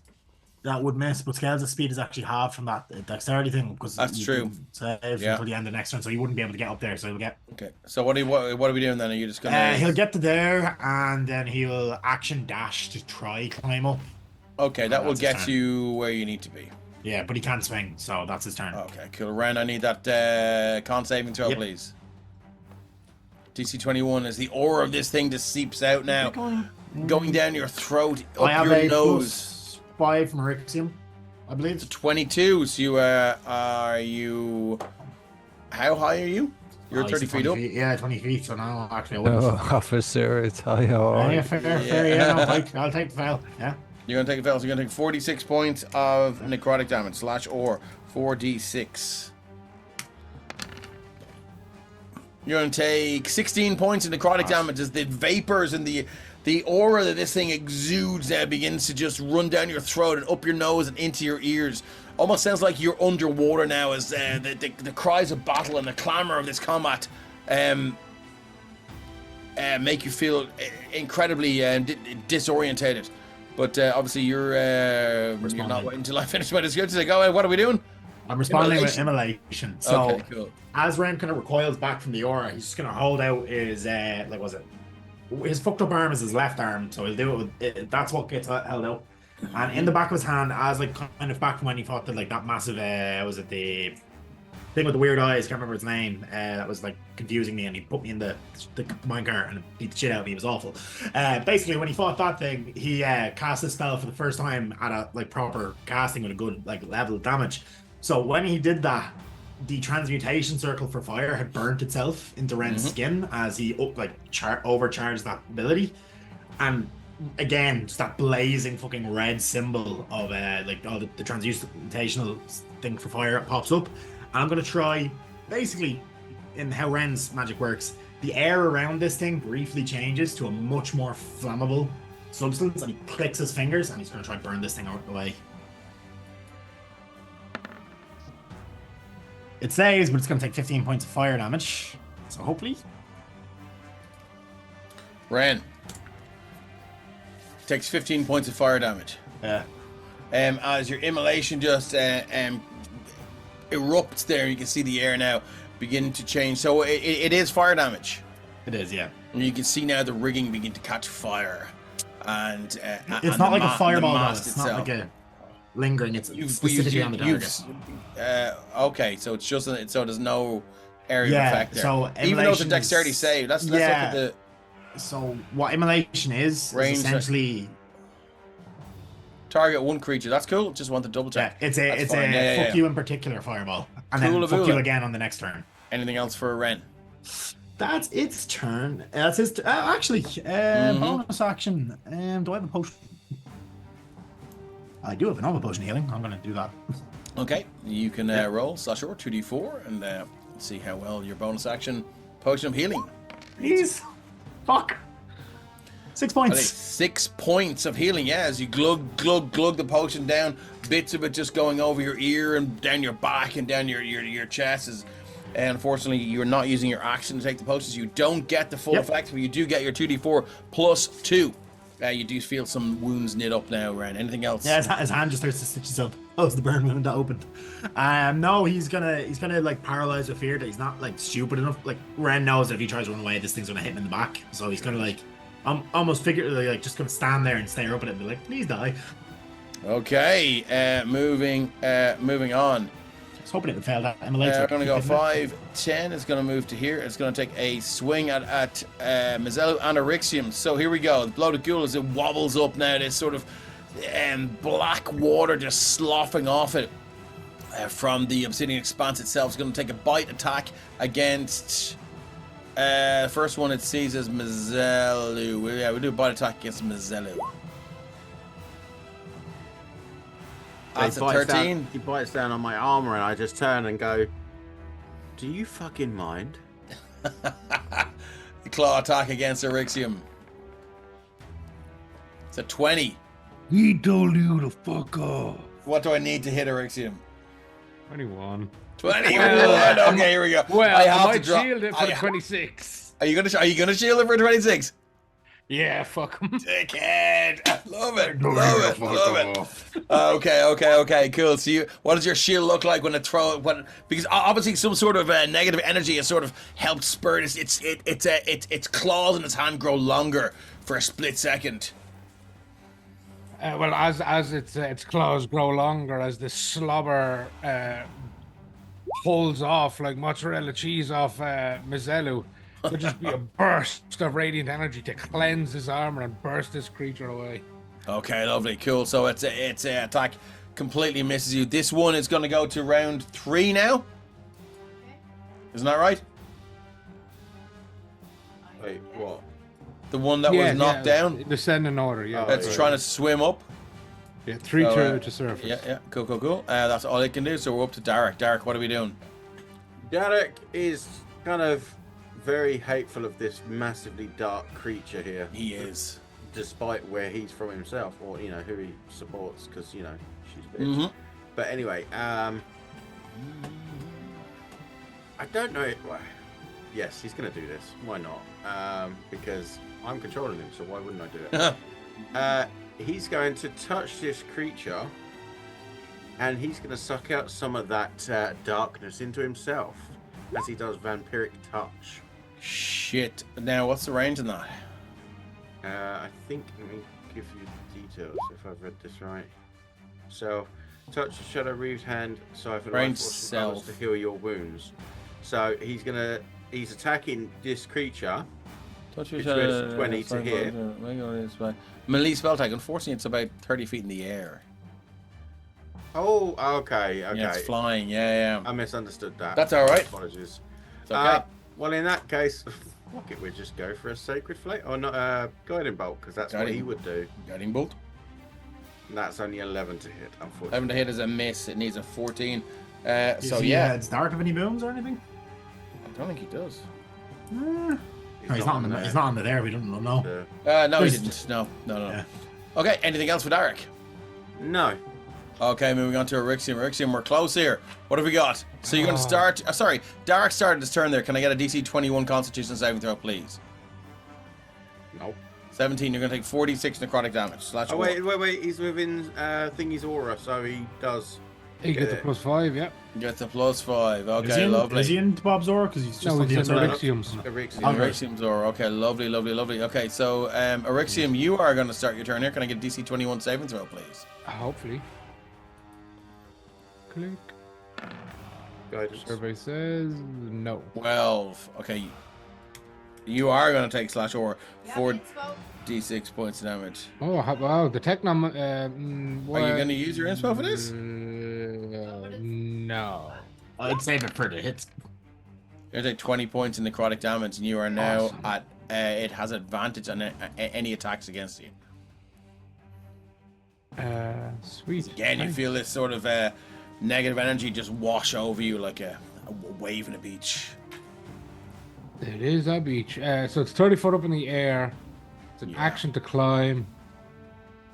Eldritch Blast up the Jackson. You could fire some Eldritch Blast right up his ass. Right up its ass. Oh. Like on the ground. Right in the cloaca. Eldritch Blast your ass, then you'll be on the ground. 17 for 5. Let's go again. Okay, 5 points of damage. Just about for another 3. Yeah, another 3. And then 26 for another 3. Just 11, but damage is damage. Clinging on, lad, as you just land beneath you. Feel that negative energy wash over you. Just shoot those 3 Eldritch Blasts right up there, and they sail through it now, almost like as if it winks out of existence and then it's back. Like we send it back to its back to where it came from, very, very quickly, and it's just almost like just this sort of radio signal, but visual. It's like, and yeah. Anything else you'd like to do? Lots, but that's all I can do. Yeah, all two. We're gonna go to Bob. He needs to make a Constitution saving throw. The Blade of Blaratarsh. Here we go. Constitution +6. That's a 16. He's 20 feet in the air. He's 20 feet in the air. I don't think he's going to get that, so he's going to take the full slash or 4d6, unfortunately, and the creature's at advantage against him as well. That is 12 points of damage. Blaratarsh is down from 81 to 69. Nice, but not so much to Bob. But it is his turn as he sails in now. He's going to attack with his. Let's see what else he has. What other nice bits of gear do you have? Spells. What's in the spells? Yes. Oh, yes, well, I wasn't there. He's not going to use that because he doesn't need to. Yeah, he'll just make 2 attacks with the longsword +3, one-handed. Zip, zap, skibbity bap. Here we go. That's a 24 and a 21, both hits. Is it going to roll the damage for me? It is. Don't forget your extra Oh, D8s. yeah, don't worry. I will do that. That's 12 and 14 is 28 plus 2d8. 26 plus 2d8 slash or 2d8.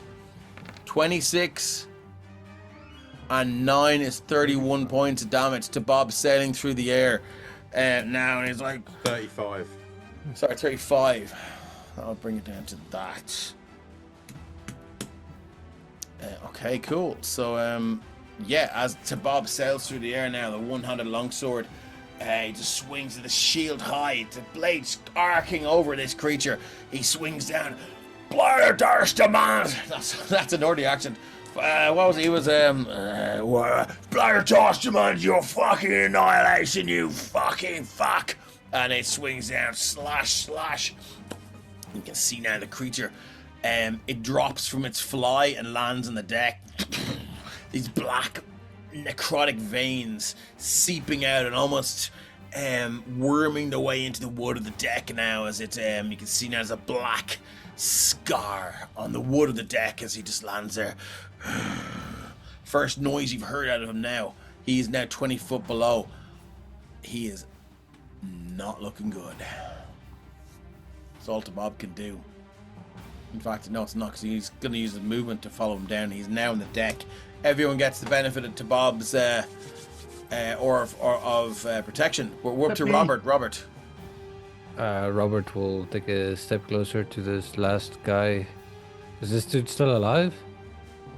Yep. So that means I start with the... Oh, yes, you do. So I can DC 21 con save, please. Thank you.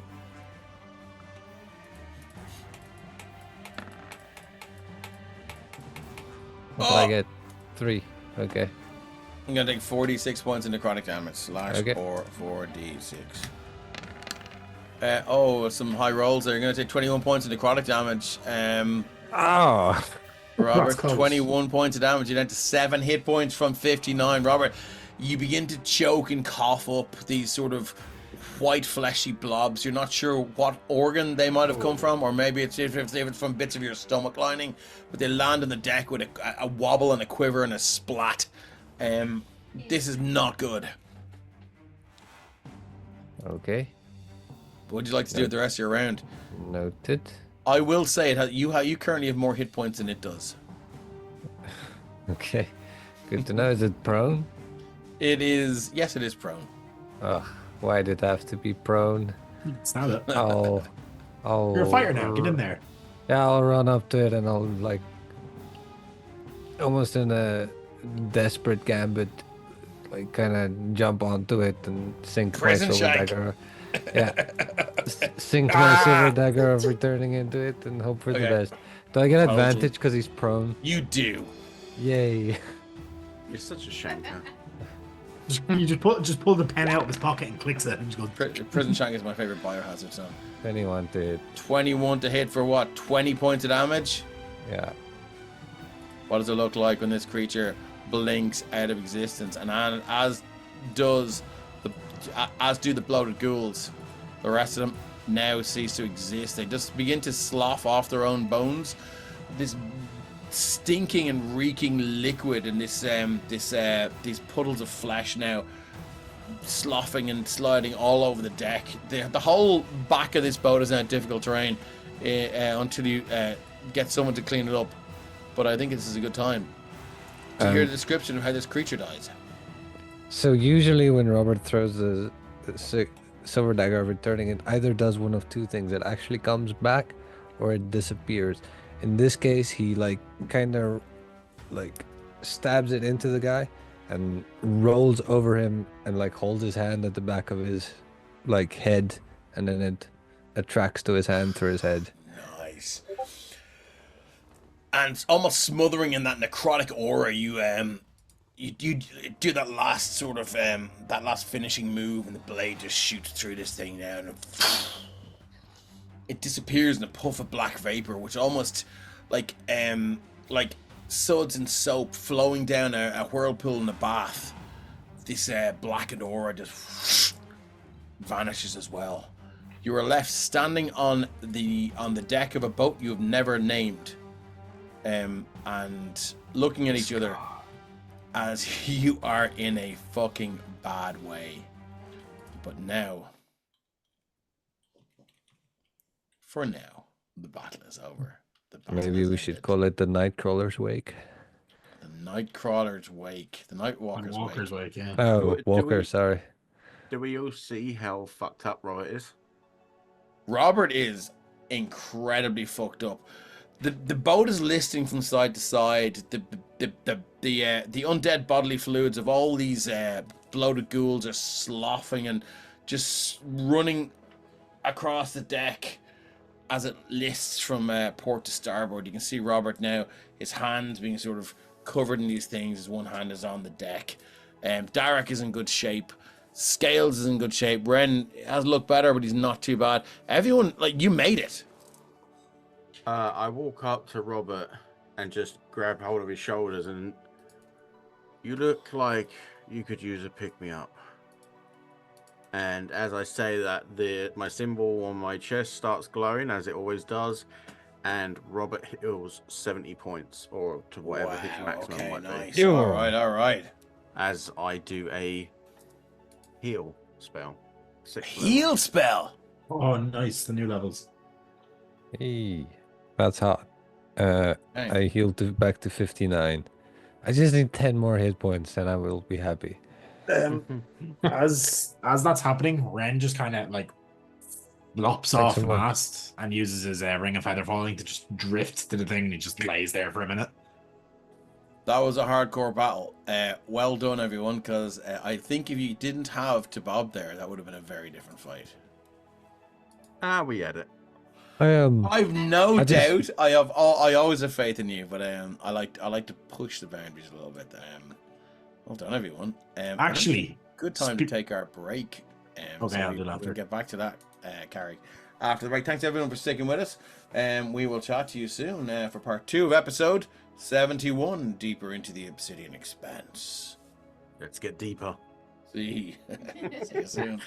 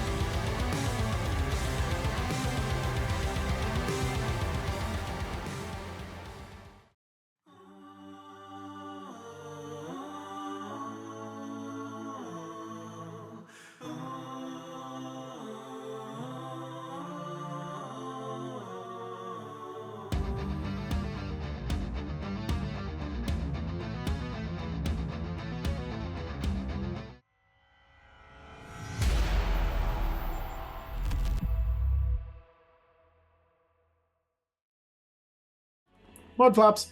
Is this thing on? Yes, it is. Welcome back to part 2 of episode 71. Jesus. Excuse me. Of the Sopherone Saga. That's the game I run. Deeper into the Obsidian Expanse. Here we go. After they found... sorry, my words again. So after our party just finished and were successful and won a battle with a Nightwalker and a host of bloated ghouls, they now lie in the back of their small craft, as yet unnamed, listing starboard to port, and adrift on the Obsidian Expanse. They look toward Tabab, who seems to know the way, and it occurs to you now that had Tabab lost his life in this battle, it would have been highly unlikely you would have found your way either to or from the place you're going or the place you came from. So, my friend, what are we doing? Is there anything left over from where the corpse of this thing dissipated? It just fully okay. Core or anything. No nice things. No. Oh, I was hoping they're like a big, dark, shadowy crystal I could use to sell. Nope. Or something. No. Bob lands back down and goes, "That were hell of a fucking battle. Well done, everyone." I just lie down flat on my back. I may have been healed, but the emotional damage is not gone. Yeah, well, you're gonna feel that now for a while, my friend. Next time I heads up would have been nice before you start screaming at it like some ancient fucking giant thing. I believe I said, "Blaratage demands this creature's annihilation," and then I took 2 breaths, and then I screamed at him. How much more? Most of us were still not prepared for battle. Well, I tell you what, I think I'm gonna pilot the ship from here on. Let's hope nothing else crawls out of the Obsidian Expanse to seal our doom. Talk amongst yourselves there. I'll be busy piloting this thing. Oh shit, the wheel's back here. Alright, cool. Got it now. No problems. We're going that way. Can I inside check that to see if he actually knows where he's going? You can, yeah. Yeah. Open. I'm not even going to set a DC. Let's just see how good your roll is. Yeah, I don't know. I've been rolling like shit tonight. Insight.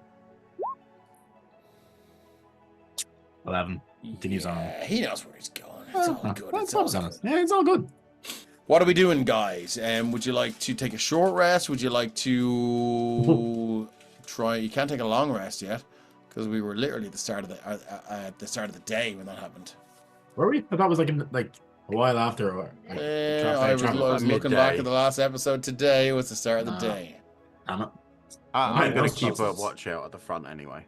No We're worries. pretty good, so I'm going to carry on doing that. All right, no worries. Rickson, what are you doing? He's trying to figure out why he feels like someone sucked roughly 30% of his soul out, and he's just going to take a minute to recover. Okay, no worries. And Robert, what are we doing? Oh, I'm also just literally lying flat on my back on the deck of the ship. Okay, that's absolutely cool. Mazzella, did you see you're up the top of the boat? Yeah, but before I do that, I walk past Arixium and just put a hand on his shoulder and say, I think we're going to need you, so stay with me, eh? And I give him 11 points of healing as I do a cure wounds. Nice, okay. Very kind, but I was more referencing the 27 necrotic damage he took to reduce his maximum hit points. Yeah, if you make it to a long rest, they'll come back. They'll come back. If. Cool. Scales is there. Tabab is there. Ren, what are you doing? Well, I suppose like as the deck is currently covered in guts and gore, Ren is gonna just like hand out prestidigitation being cast and just walk back and forth until it's all kind of cleared. Around because Robert's probably just plopped right down in the middle of it at this point. It looks like he's just gonna stop at Robert and just focus on him for a second and then just keep going. It's like a power washer, just back and forth, just magically, and no actual water involved. All right. Hey, welcome in, Styx. Great to see you. You're very welcome along. Incredibly satisfying to watch if anyone does. Yeah, I did not realize there was a game called Power Wash Simulator. Yeah, it's a great game. Love it. I haven't played it, but I've seen it in the side of our Discord, where you see, you know, if someone's listening to Spotify or someone's playing this, and I did not know Power Wash Simulator existed. I think I would love to play it. The best one is Magic Card Shop Simulator. Oh, that's fun as well. Magic Card Shop or Card Shop? Card, as in Card like shop. Pokemon cards and All Magic right. the Gathering cards and stuff. Yeah, you're basically And what selling happens? those. You're selling them. Yeah, Yeah, it's just You run your essentially shop. You run a you're- shop selling Magic cards and You're Magic running toys Gamers World, and- essentially. Yeah, It's fun. you're running. Yeah, That sounds cool. Welcome along, Licks. Sorry, Licks. Jeez, sorry, Six. I'm just looking as I'm streaming. That's where that's where the L came from. Just looking as I'm streaming. While you're very welcome in. Thank you for the lurk. Okay, Mazzelli, at the top of the. Actually, no. Erixian, what are you doing? I think he's just going to patrol the ship. He's got the best dark vision, so we'll just look into the distance in case there are any other eldritch horrors on the prowl. Cool. You do feel that itch in the back of your head. That almost like if you're a cocaine addict and That's his granddad. you're at a party and I don't know, you know, people are kind of hiding it from you maybe, but there is this scent of something. There's a hint of something that just and then you hear that voice. If I can't get to you this way, I'll get to you through the laws of your land. I can't wait for you to see what I've created for you up above. But you could just come back to me, Erixium. You could just come back.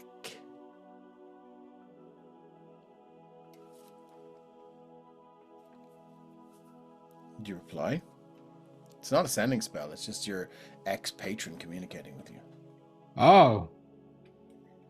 I was convinced that was Valor. Right? This fucker sends us into the Underdark and tells me to come back. No, sorry. Well, Valor didn't send you into the Underdark. yeah, it did. No, your temple did. Yeah, and who's being controlled by? Yeah. All right. A true politician. I didn't do it. The NGO did. Yeah. No. What do you mean NFT? And it's around about this time that Mazzelli, you get this the sending spell cast by your good friend and Minder Boothby. Mm. And you hear his voice. I'm gonna move my mic a little bit closer to my mouth so I can have to lean in, and you have to see my big bald head. And he says, "Sir, good news and bad news.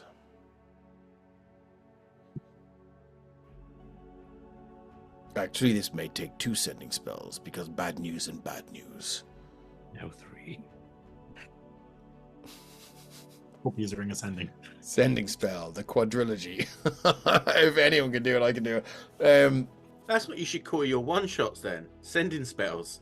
You always need an extra. Yeah, exactly. So let me just say, yes, no. So he sends 1 sending spell and he goes, sir, bad news and bad news. What did you do? Chaos in Sopherone.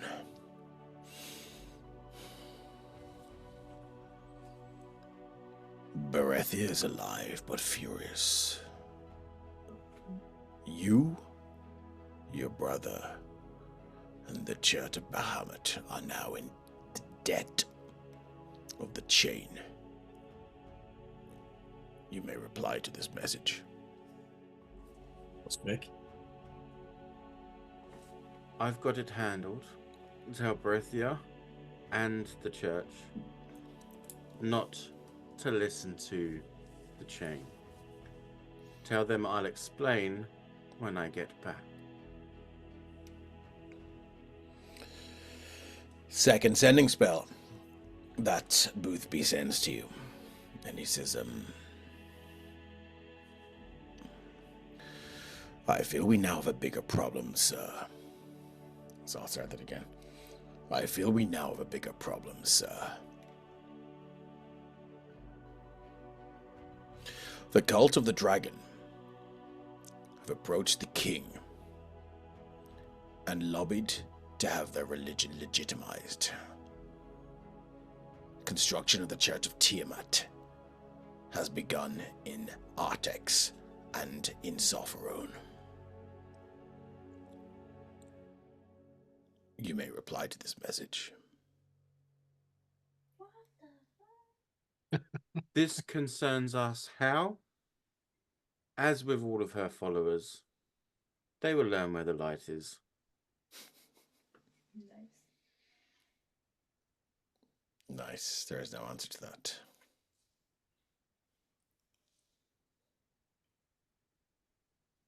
There's a little bit of a cheeky smile on Mazzelu's face after that. Mm-hmm. Like, he's relieved, happy that Berethia's free. She is fucking fuming with him. Like, That you've was- you've seen her angry, but you of all people have seen her fucking angry, right? But but that and almost makes him happier. yeah. I can't explain it, but that makes him happier that she's that mad at him. So it means that she's still here to be that mad at him. Yeah. Yeah. But she cares. But yeah, if she didn't care, she wouldn't get angry about it, right? Yeah. So, yeah, that's fine.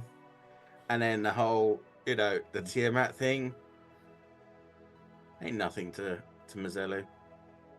He's already defeated her people once. It's just another set of people to go through. Mm-hmm. Okay.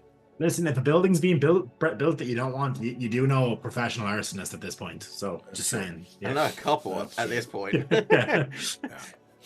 Okay. Is there anything else you guys would like to do before I roll some dice to see if we have a random encounter on the Obsidian? And I've always thought random encounter would be a great name for a D&D dating site. Yeah. But yeah, so like Ren is kind of pacing after cleaning the ship back and forth. He's very much hoping to hear back from Silvera after that thing with Scales soon, because the alert and then like the vagueness of it has him concerned, considering. So what was the message? I don't have it in my immediate notes. My Obsidian isn't working properly at the moment. Yeah, It's she not said open, she said to contact her straight away, didn't she? yeah, so we sent it back using the little recorder yoke. Yeah. But, It's and then 24 hours request- until it can be used again. Yeah, so we sent it back, but we don't know if she can send contact back with us. But Ren Yeah. did ask to reply with sending if Oh, it's possible. with sending. Okay, cool. Yeah, he asked with that thing. He got Scales to ask to reply. That's to right. Ren Yes, I sending. remember that now. Okay. Yeah, we'll sit on that for a little bit. Robert, you are spending the next few hours. Just do you want to try and make them a short rest, or what are we doing? I should ask the party that. Are we making it a short rest? Yeah, I wouldn't mind a short rest. Okay. Well, you're a fighter now. You get your action surge back. So does to Bob. And my So second let's, wind. And your second wind. Actually, yeah. So let's do a little short rest. So we're gonna go zip zap skibidi bap. Boop. Did Robert go part fighter because he missed Jaden so much? I hope so. So what did you get? You got 6 and 14, 17. Not quite. So we give it to Bob. Plus 17 will do it. That's enough for him for the moment. To Bob. And he gets his Swerve level and camouflage back. And the second one didn't use action surge. Cool. All right. So as you sail through now the Obsidian Expanse, you have your short rest. Can I get somebody to roll a D100, please? And let's see if we have a random encounter. I'm not going to tell you if low is good or high is good. No, I'll do it. Okay. We'll say don't roll it. Don't roll a 00. 38. Okay, 38. As you sail through the Obsidian Expanse, you can see Bob going, Well, I think it's this way. No, actually, I think it's this way. Yeah. No, I remember after a day, how long was the combat? Yeah, a day. We listed right, and then we listed left, and then right. I think it's left. I'm just gonna roll an intelligence check to Bob. Guidance. Thank you very much. I'll take the gun. Do you want to roll D4 for me there? And I'll go. Oh dear. This one. How do we turn the rolls? Let's just roll it. Doop. There we go. Intelligence. It's a 5. He looks very confused. As you... Anyone... Ren, you feel like you're sailing around in circles at this point. Because you do have the keen mind feed. No, I don't. Robert does. Sorry, Robert. Yeah, you feel like you're sailing around in circles now. Would you like... I think what we're going to do here is we're going to enter into a skill challenge to try and get to Bob to remember the way to the Mind Flayer colony. So we need 4 successes before 6 failures. Is this a scaling difficulty? Yes, it is. As well? The DC is going to start at 16. And then it's going to go up to 18 if you fail, or 17 if you succeed. So it will go up by 1 if you succeed. It will go up by 2. Sorry, 2 if you fail. DC is 16. Who would like to use a skill to try and make Bob remember the way first? I could try to use history. Okay. History is based on something you know. So are you going to try and speak about your knowledge of history of this place, like as short and brief as it is, and try and inspire that in him? No, it's more like a recent history of where we've recently Okay, I love that. Yeah, cool. I know we went this way. Yeah, I can just tell. Okay, cool. So let's get a history check. DC 16. That patch of water, I've seen it before. Yeah. I've seen that water. That wave looks familiar.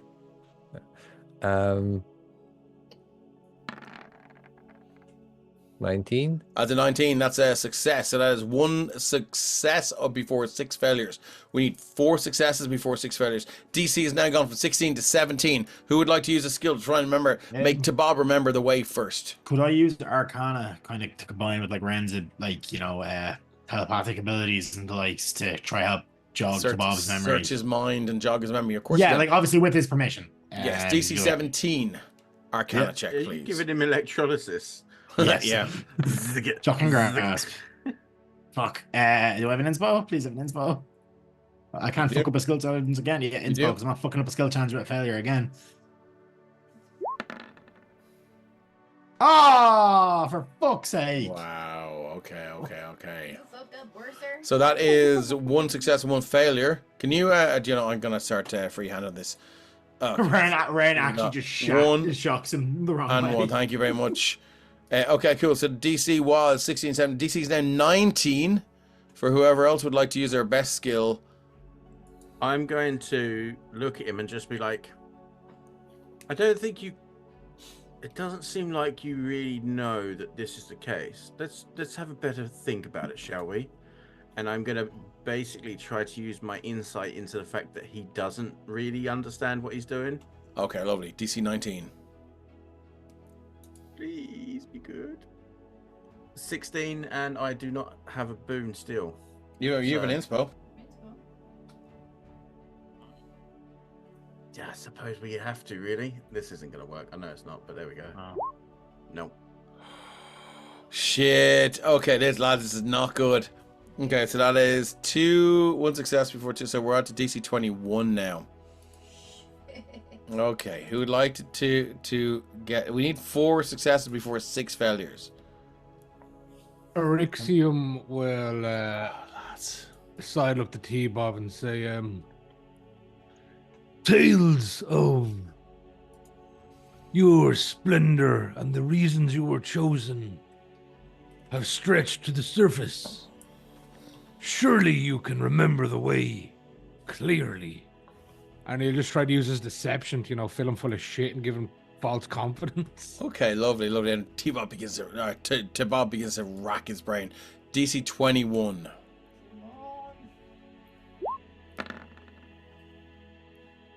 Son of that. Do you get bonuses because of his aura?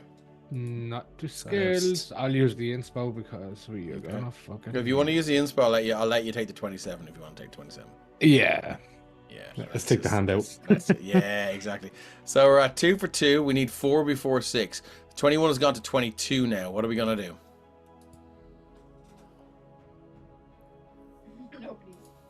Scales? I'll Would Scales like to batter him off the fucking deck of the boat with athletics, or Yeah, I was gonna say I maybe have like an when idea. like the I have an fucking idea. movie I Airplane? have an let idea. Joe go. Okay. I have an idea. Yeah.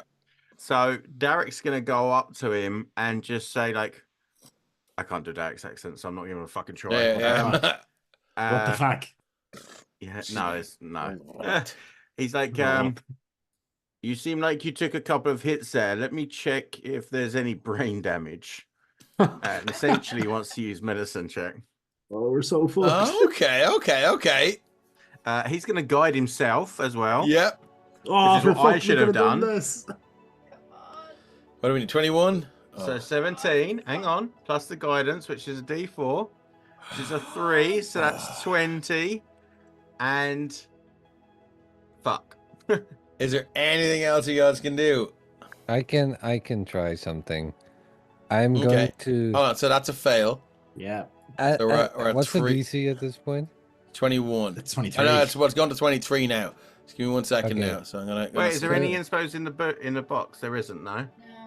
So, Dave, your I'm- scaling skill challenges are so evil. I will give you my boon if you want it, I'm gonna but you owe me.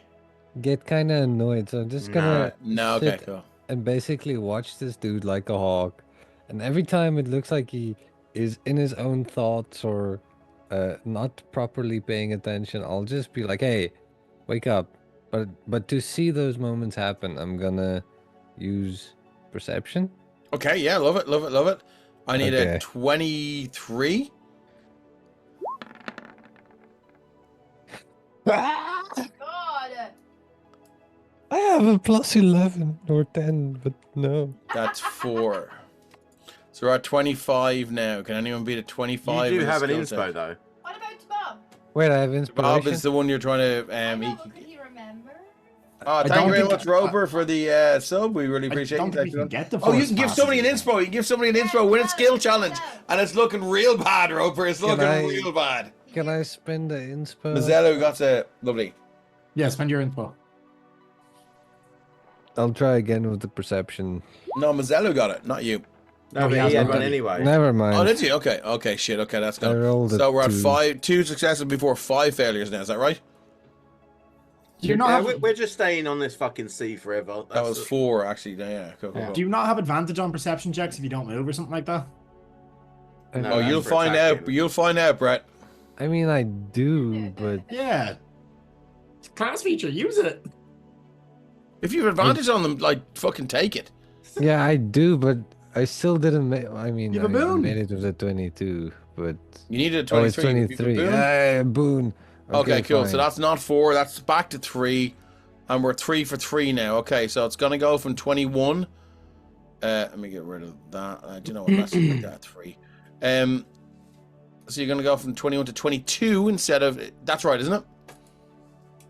No, it's gonna go from 23 to 24. Am I correct? No, Mm.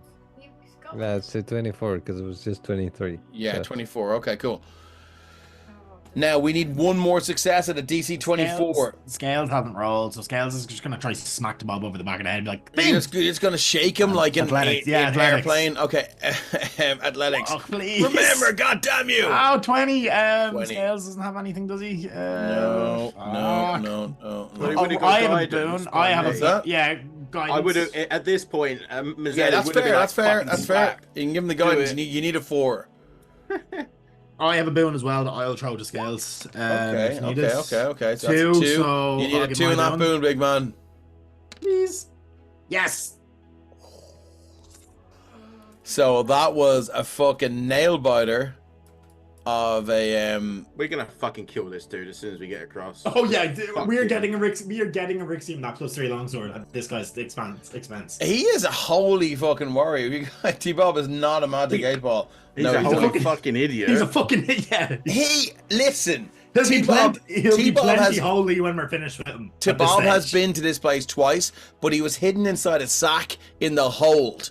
He's doing fucking real well so far. He's doing his best, right? I bet he's not even to Bob. He's to Bill or something. Yeah, and if he keeps Bilbo fucking Baggins. leading us in the wrong way, he's gonna wish he stayed hidden inside a sack. Is that? Oh God, man, the fucking I feel like this poor bastard. Okay, cool. So, what would have happened? Because I know Brett was asking. Was you would have sailed around the Obsidian Expanse for far too long. You would have gotten lost for a couple of days, and the waters and the negative energy that mingles with the Shadowfell would have sucked out some of your life force, and you would have had 2 points of exhaustion had you failed that. But you didn't. You succeeded. So well done, everyone. And it's next couple of days. I'm going to fast forward this unless there's anything anyone would like to do. You all have long rests. So Okay, well done. I definitely do. That's lovely. So if there's sending spells or anything you want to do over the next couple of days, please let me know what they are. Absolutely do. So the first thing I'm going to do, and that's this evening, is the first thing is going to be, I'm going to use Scry. Okay. And I'm going to Scry on Valda. So we get to save in that, right? No, I just get to do it. Yes, Well, there that's is my a save. save. It's a wisdom save. Okay.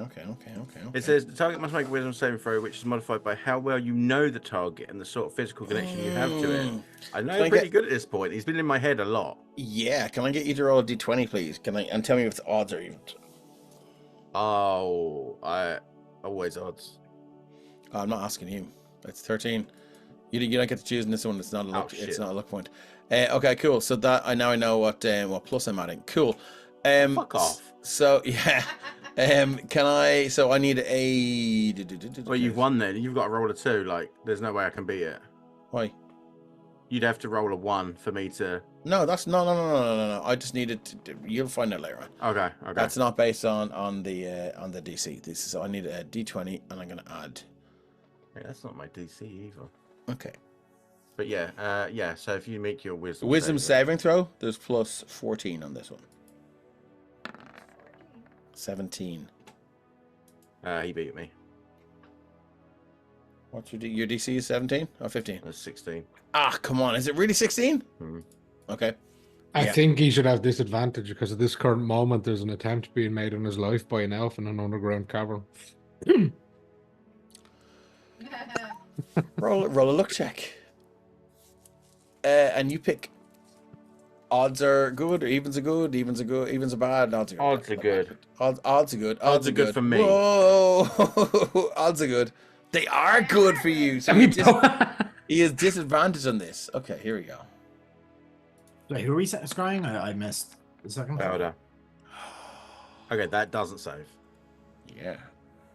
You can see right now Valder is In the back. just rubbing up his nipples with some soap. Yeah, so you scry on the Valder, and The Valda. you scry on Valder, and you can see now there is a subterranean town. A party of adventurers walking through. They stop. One of them, a young man, dressed in armor, speaks to a guard. You can't hear anything, but you see now he tears off a guard's uniform and lunges straight for Valder.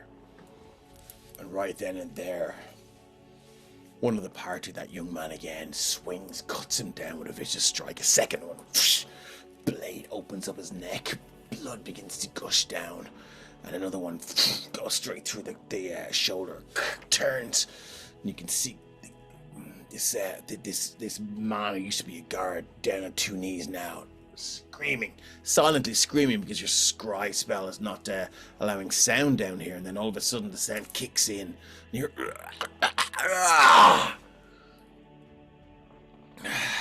for the glory of Coloril. And you see Valder walk over to this young man, and he goes, well done. We shall have to talk later. And you see this young man go, nod with deep reverence, pride, just blossom on his young face.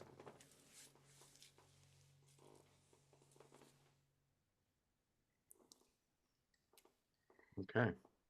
Do I know of this town? You do not. It is a subterranean town. And you can see, I'm going to allow extra senses here. You can smell the scent of the salt water, the scent of the sea. And there are kingdom guards everywhere. Okay. Doesn't Would you smell like- a clogged toilet with an Do elven you wizard like stuck in it, to does he? make a wisdom check? Or intelligence, up to you. I suspect you like to make wisdom. I'm thinking this is under Sopherone. Oh, well then you're dead right. Because it is. Okay, I've got Yeah. 20 as well, so Yeah. yeah. Okay, so he's back in the hometown. Cool. Yeah. Bootlicker. Fucking Ned. Fucking shit. Chat, if you want context on that scene, go watch the Sopherone trilogy. That's episode 1. Yeah, we're I going to think- do episode 5 of the Sopherone trilogy on Yeah. Friday. There's currently somewhere in that town an elf trapped in a bathroom. Yeah. Anything else, Mazzella? Yes. Yes, excellent. I'm gonna send a sending spell to Berethia. Mm-hmm. Exactly, Kate.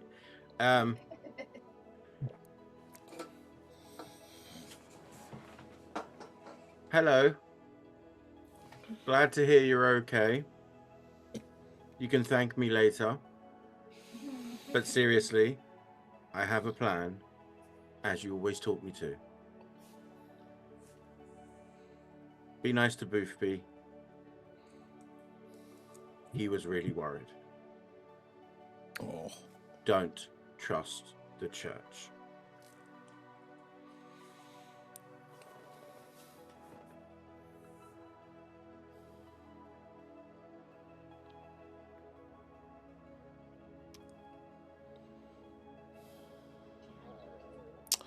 You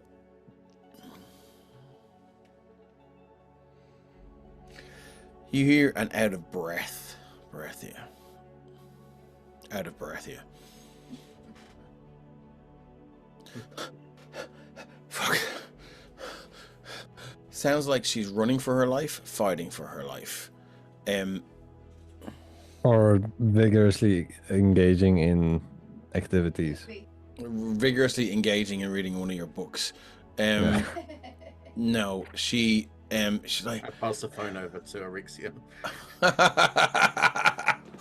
she is running. She is running, and she is like, it's not over yet. Oh yeah, they broke me out. I'm in the outskirts of Sopherone, but your plan is shit.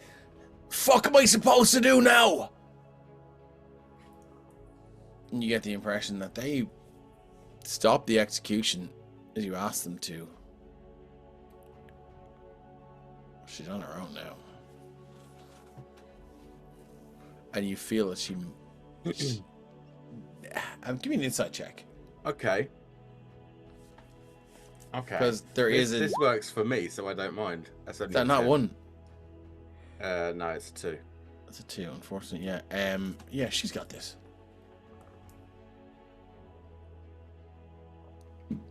And see, the interesting thing is that wasn't my wording to them. So What was your therefore wording? They broke the contract What was the wording? to get her out of there and protect her. Okay. So if she's out running on her own and they're not, then They died protecting her. yeah, but there's the limitations of how far that can go. So anyway, that's for me to loophole later anyway. Yeah, we'll talk about that. But that's good to know. I won't reply because she's obviously needing of her breath right now. I'm gonna send one more to Erixium's mother.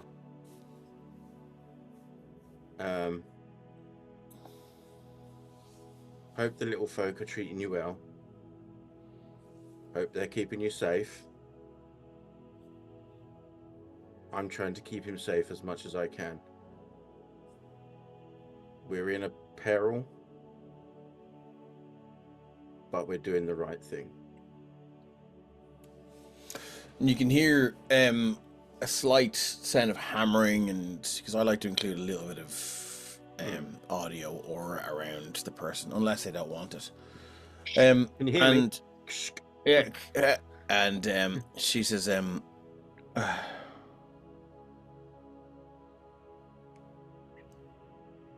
I keep banging my head. All the doors are small in here. They're fixated on the island to the north.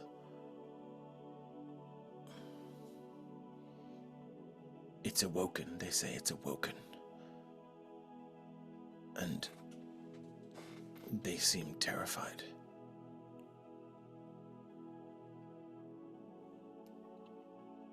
Do I know what island she's referring to?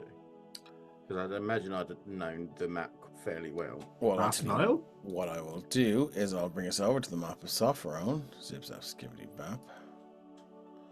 Would it be the Last Isles? No, the Ruined Sentinels. The ruins. Oh, shit. And I think we are aware of what was going on over there. Yeah, that music's going a little bit fucking loud. Are we aware of what's going on? I actually over there? don't. I don't know what's going on over there. Well, Scales would have told you. Oh, is that that- when the battle was? No, Scales would have told you that when Scales got a vision of his parents, they presented Scales to this sort of 12-foot tall, 15-foot tall Marlith-like creature with Medusa-like hair, who petrified Scales. Did Scales tell us about that, though? Or was that not part of what was forgotten? Pretty sure. Well, anyway, this is for the viewers, so don't add notes. Scales would have seen through the mirror his parents way back in the day. This music's getting crazy loud now. Way back in the day, handing baby Scales to this huge snake-like creature with several arms, weapons sheathed all around itself. And there was a deal done. Okay. To keep Scales safe through the event. And that's how Scales lived through the event. Okay. That's for our viewers, because I think we all knew that, except for maybe some of the players. That's fine. And they're worried now that this creature has reawoken for some reason. Okay. You can see here. I go to Franz Knocken, Franz Knockerfell. Before we take our rests and do our watches and stuff, I just say to Erixium, I checked in. She has a sore head, but she's okay. They're Good worried deal. about the island to the north. Let's concentrate on this first, and then let's sorting all the other problems we have. That list is getting longer. Yes, and unfortunately, I think my patience is getting thinner.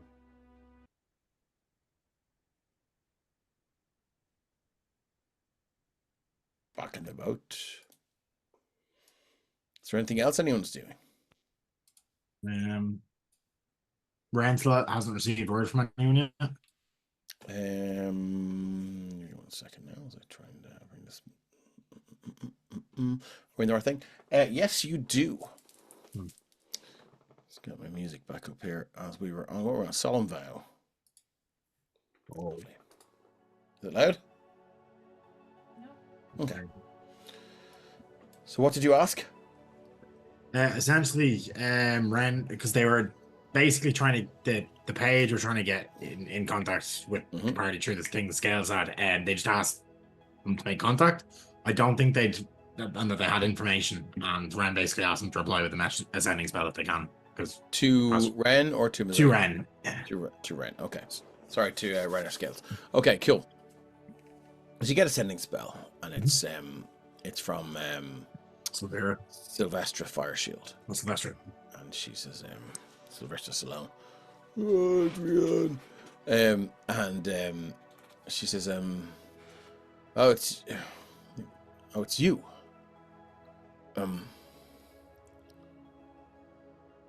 Where are you now?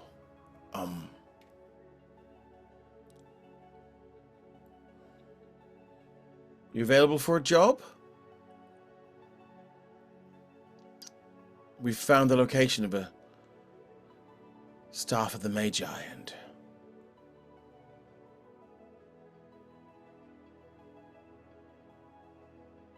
need it retrieved.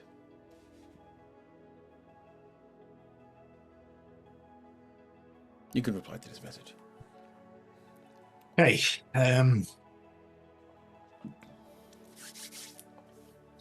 Underdark, Obsidian Expanse,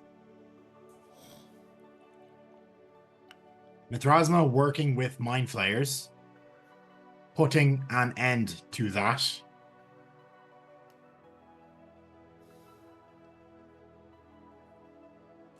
Upon return, we can talk. Okay. Any word on Spectre? Okay, you get another sort of similar tingling down the back of your neck, and you hear Sylvester again. She goes, that's a lot. Need proof, or ye Mithrasma.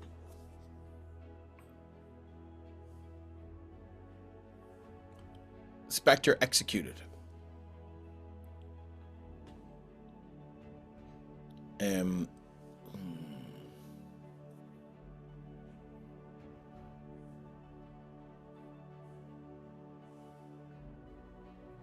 Believe staff high above Artex in the mountains. You can reply to this message.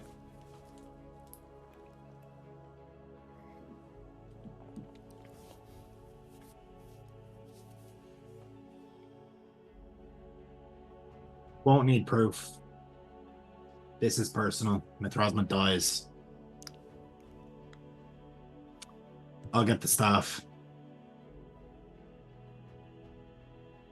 Did we get an identity for the Spectre?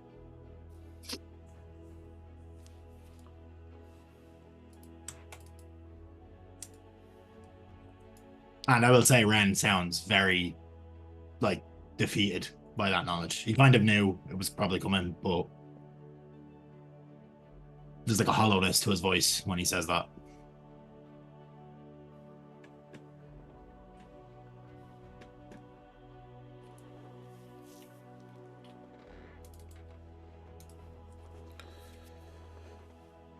The answer comes with another sending spell.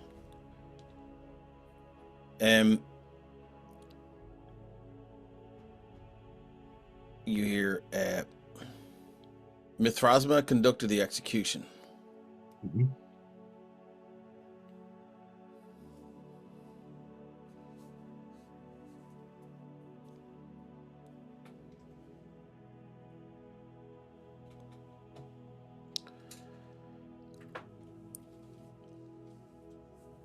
Name was tortured out of him.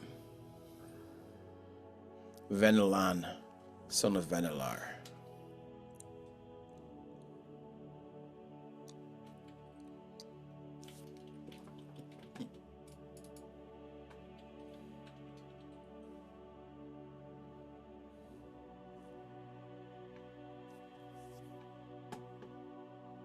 Does Ryan know who that is? Ren knows who Venelar is. Venelan. Yeah, I don't know if Venelar. Ren knows the son.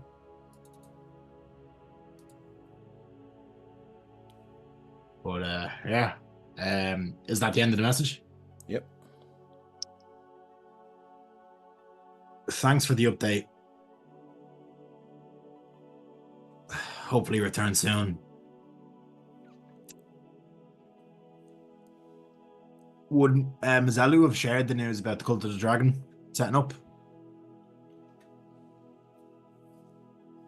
Hey, you're muted. If this was on the same day, probably not. But No. over the next couple of days' journey, he would tell everyone. Okay, yeah, if this is on the same day, then I'd assume it's probably came after the voice, so probably will be the original first day. Aaron's kind of gonna then instead change his talk and be like, keep an eye on orphanage. Reason to believe people who age out sent down here to the colony. Ryan, can I get a wisdom? Just flat wisdom. Yep.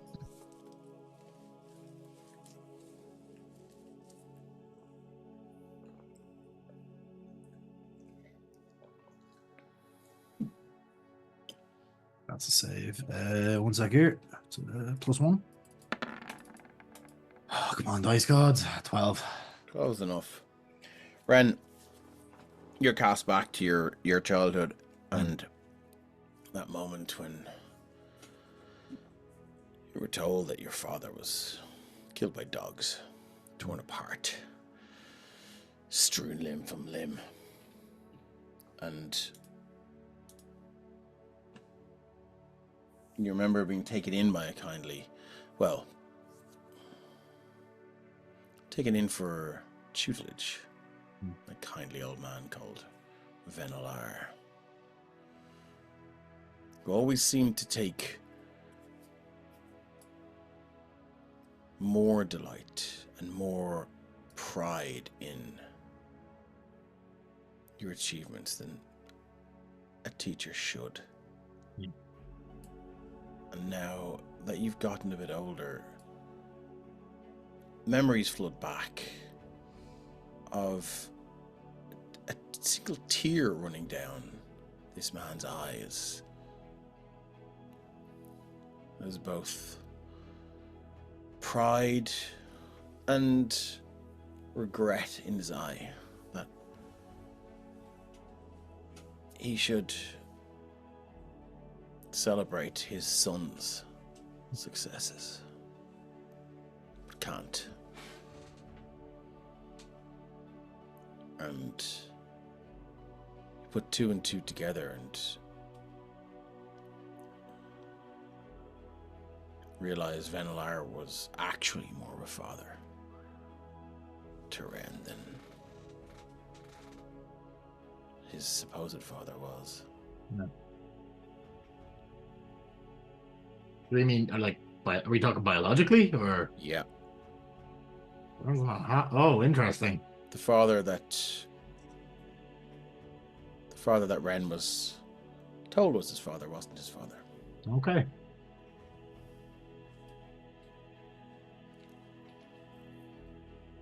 Ren kind of absent-mindedly reaches up and feels the back of his actual ear, and he's like, when he's kind of thinking that, because Valar was an elf. Yep. Ren's slightly confused, but No, well, as your hand drifts back there, you who are more susceptible and more tuned into transmutation magic now, you get a slight tingle of transmutation magic from those ears. holy shit.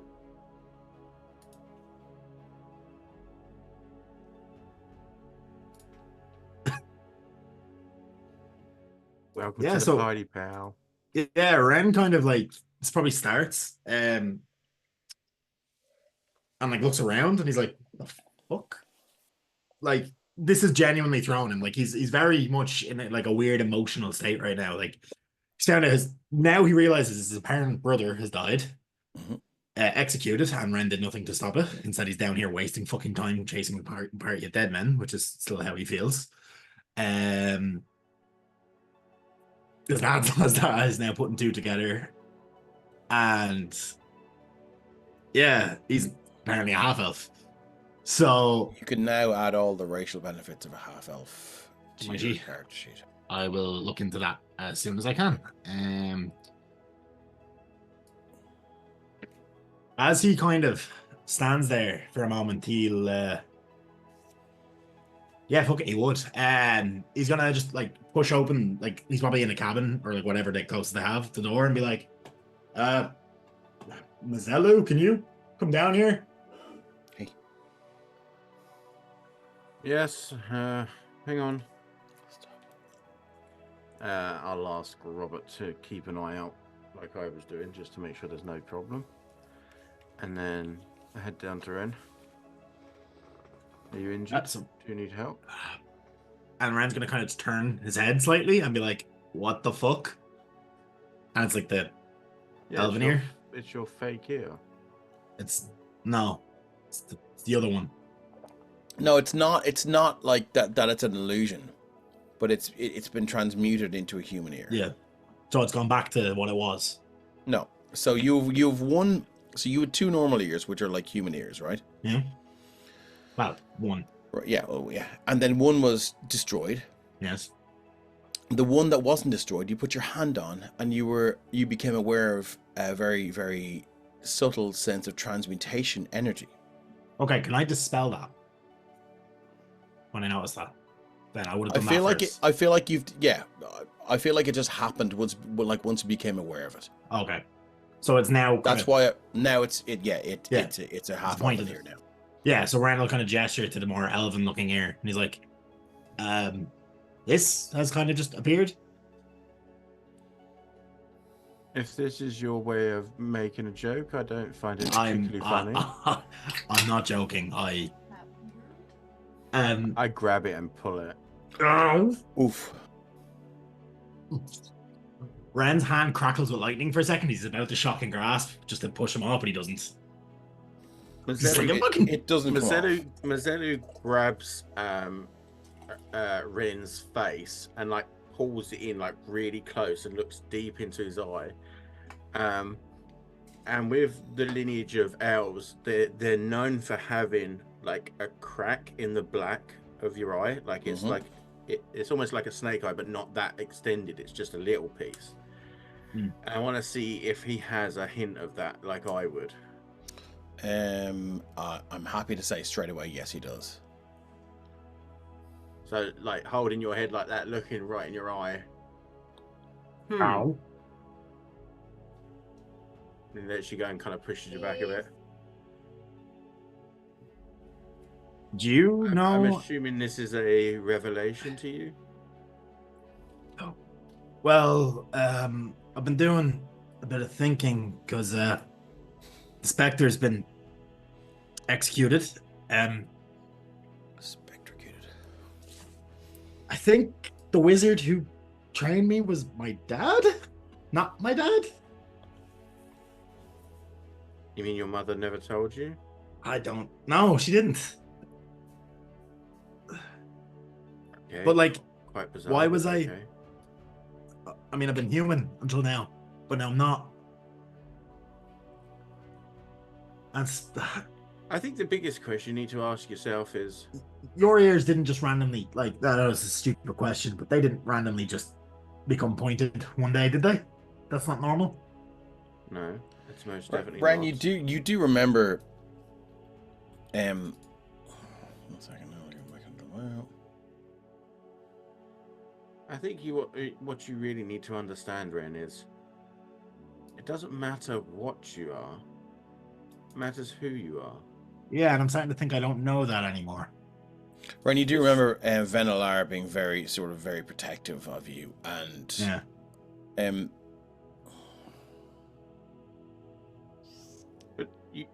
do still know who you are. You're just still the same person. You just now have pointy ears or ear. Yeah, ear. Yeah. Actually, that leads me to an interesting theory. If we are to grow back your other ear, would it come back as pointy or would it come back as the rounded assume shape? Probably Ear. not. As the Ear. the ear bulb begins to just sort of move around and on your head in a slightly worried manner. Does it sound to be like trying to communicate? No, it sort of not to you. It's reacting to Mazellu's Mazellu's suggestion of removing it and replacing the ear. Yeah. I mean, and then Ren will tap his forehead and telepathically communicate briefly. He's like, I mean, that's the eventual plan because this thing is fucking massive.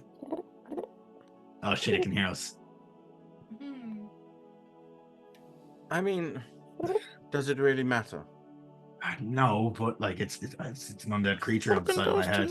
I don't mean about the fucking ear. I mean about you daft plank. I mean, it makes a difference, doesn't it? Why? Because Erixim's human. I'm half elf. What does it matter? We're still brothers. We're still the same. no, I'm not saying that's what's different. It means that I've been my entire life going around thinking I'm a human, and I'm not. Okay, I've been but like it's a bit of a shock to look in the mirror and look so much different. your ear is slightly pointier. Like, Let's see. Yeah, no, only but like difference. it's no, okay. Let me put Like- it to you in these terms, right? An orc, right? An orc doesn't worry about the fact they have to shave and file down their teeth to make sure they don't cut their own faces. They just do it. It's part of life. You No, get but up, it's- wash yourself, and get dressed as you do. It's not like you put on a special hat because you have to allow extra room for your pointy ear. You're no Okay. different. let me put it this way. You guys live longer. I've been living my life as if what? I got 80 years at best. Living your life, what is it? 4 miles at a time? Let's be it's, realistic. it's an interesting kind of realization that providing I survive all this shit, and this hasn't, and Randall gesture to his like kind of fucked up arm, and that this hasn't had long-term effects. That I may substantially outlast what I thought I was going to. Okay. It's different, Mazellu. It's a shock. We have our different ways of dealing with things, right? You're obviously on the higher end of the, let's say, intellectual scale, whereas I would consider myself to be more wise. You're saying that it's an issue because you have more time. No, it's not. Didn't know you had. Whereas I'm saying to you, don't live for how many hundreds of years you've got going forward. Live for the day you're in. I don't ever expect to end the day here. The way I have been trained, the way that I've had to deal with things is knowing that today is the last day. The way things have been lately, that's kind of been the run of things, isn't it? Yeah. I don't know how we're still standing after that, but For my life, I can tell you that's been every single day. what's Not different? just recently. That's why sometimes it might seem I'm a bit cold, I guess, to the situation that we're in, but at the end of the day, it's just another day for me. I suppose it makes sense, but Rand's gonna kind of briefly pause and like for a second. As he thinks, can he recall words in Elvish that he wouldn't normally know, or does he still not know the language? Still don't know the language. Okay, fair. I was just trying to check. Yeah. So Ren basically Any of the stops, racial stuff, like the yeah, it's resistance, like dark the and charm and stuff like that, dark you've got. vision and the dark vision. Yeah. Well, Actually, yeah, but I do believe you have magical. I have artificial dark vision. I'm assuming Yeah. it's slightly different. Yes, it is. Yeah. So like Ren's gonna be Almost pause and be like a mist is cleared. your vision is normally this good? I mean, how do that's like me saying to you, is your hearing usually this bad? What? And I I hear can't a lot answer better. that because I'm not in your head to know I- whether it's better or worse. I hear a lot better than you guys think now. This has its advantages. You're missing what I'm saying is I don't understand your perspective of what's loud and what's not. All right, fair. Sorry, I know this is. I'm reacting weirdly. This is a lot of information at once. I get it that this is a shock to the system, but also, why look so negatively on everything? Oh, I don't think it's a negative by any means. Don't get me wrong. It's just. I mean, you might say that, but the way you've said everything to me is that this is a problem. This not necessarily that. Well, it's a problem that angers you, but it's a problem that I didn't know. It's not something. Okay, that part might be a problem, but you going, oh, I might live 200 years, rather than I'm going to live 200 years. You see, there's a difference between those two sentences, right? I suppose. Don't be so miserable. Fair. This is just going to take a lot of explaining when we get back. You're already young in human terms. In half-elven terms, you're extremely young. So just enjoy it. Go for the day and work out the rest as it comes. Fair enough. Ren. Yep. Oh, I feel like I know what's coming now. When you think about this conversation with Mazzello is sort of jogging things, and the news of Venelan, son of Venelar, has been executed because they've been revealed as the Spectre. You do remember now, something just jumps into your memory as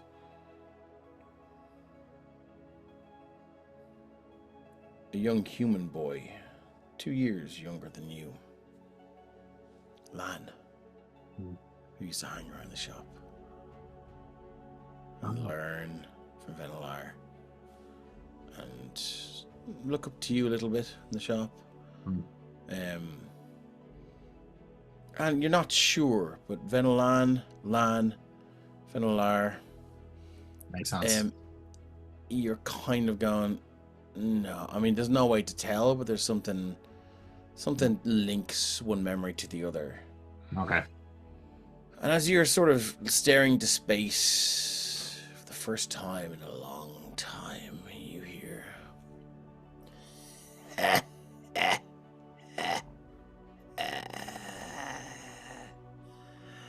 it seems I have more time to play with you, to mold you, to convince you. Can I get a Constitution saving throw, please? Okay. Before he does that, Yeah. does it look like he is? Does my arm react?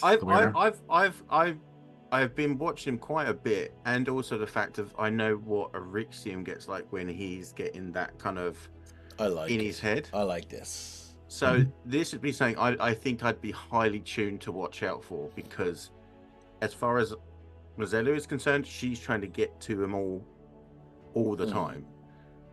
He might be wrong about who it is in his head, but he might still be looking out for that with the whole party.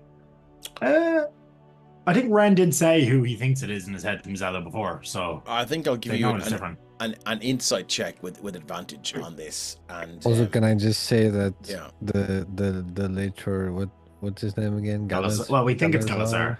You think it's Galazar. 25. It sounds like a groomer. Yeah. More time to mold you. There's definitely, yeah. Hey, he's trying to. My thought is he's trying to like essentially groom Ren into being like his next host or something. Yeah, something like that. I mean, Possession. Look, you almost said necro host, and you know that's my favorite darts one open. But lie down. Fair. So if I notice that, you do notice that. I'm just going to spam him, like literally, like on the forehead, like bang. And as I do it, I'm going to cast protection from good and evil. Okay, well then you don't. You just did it.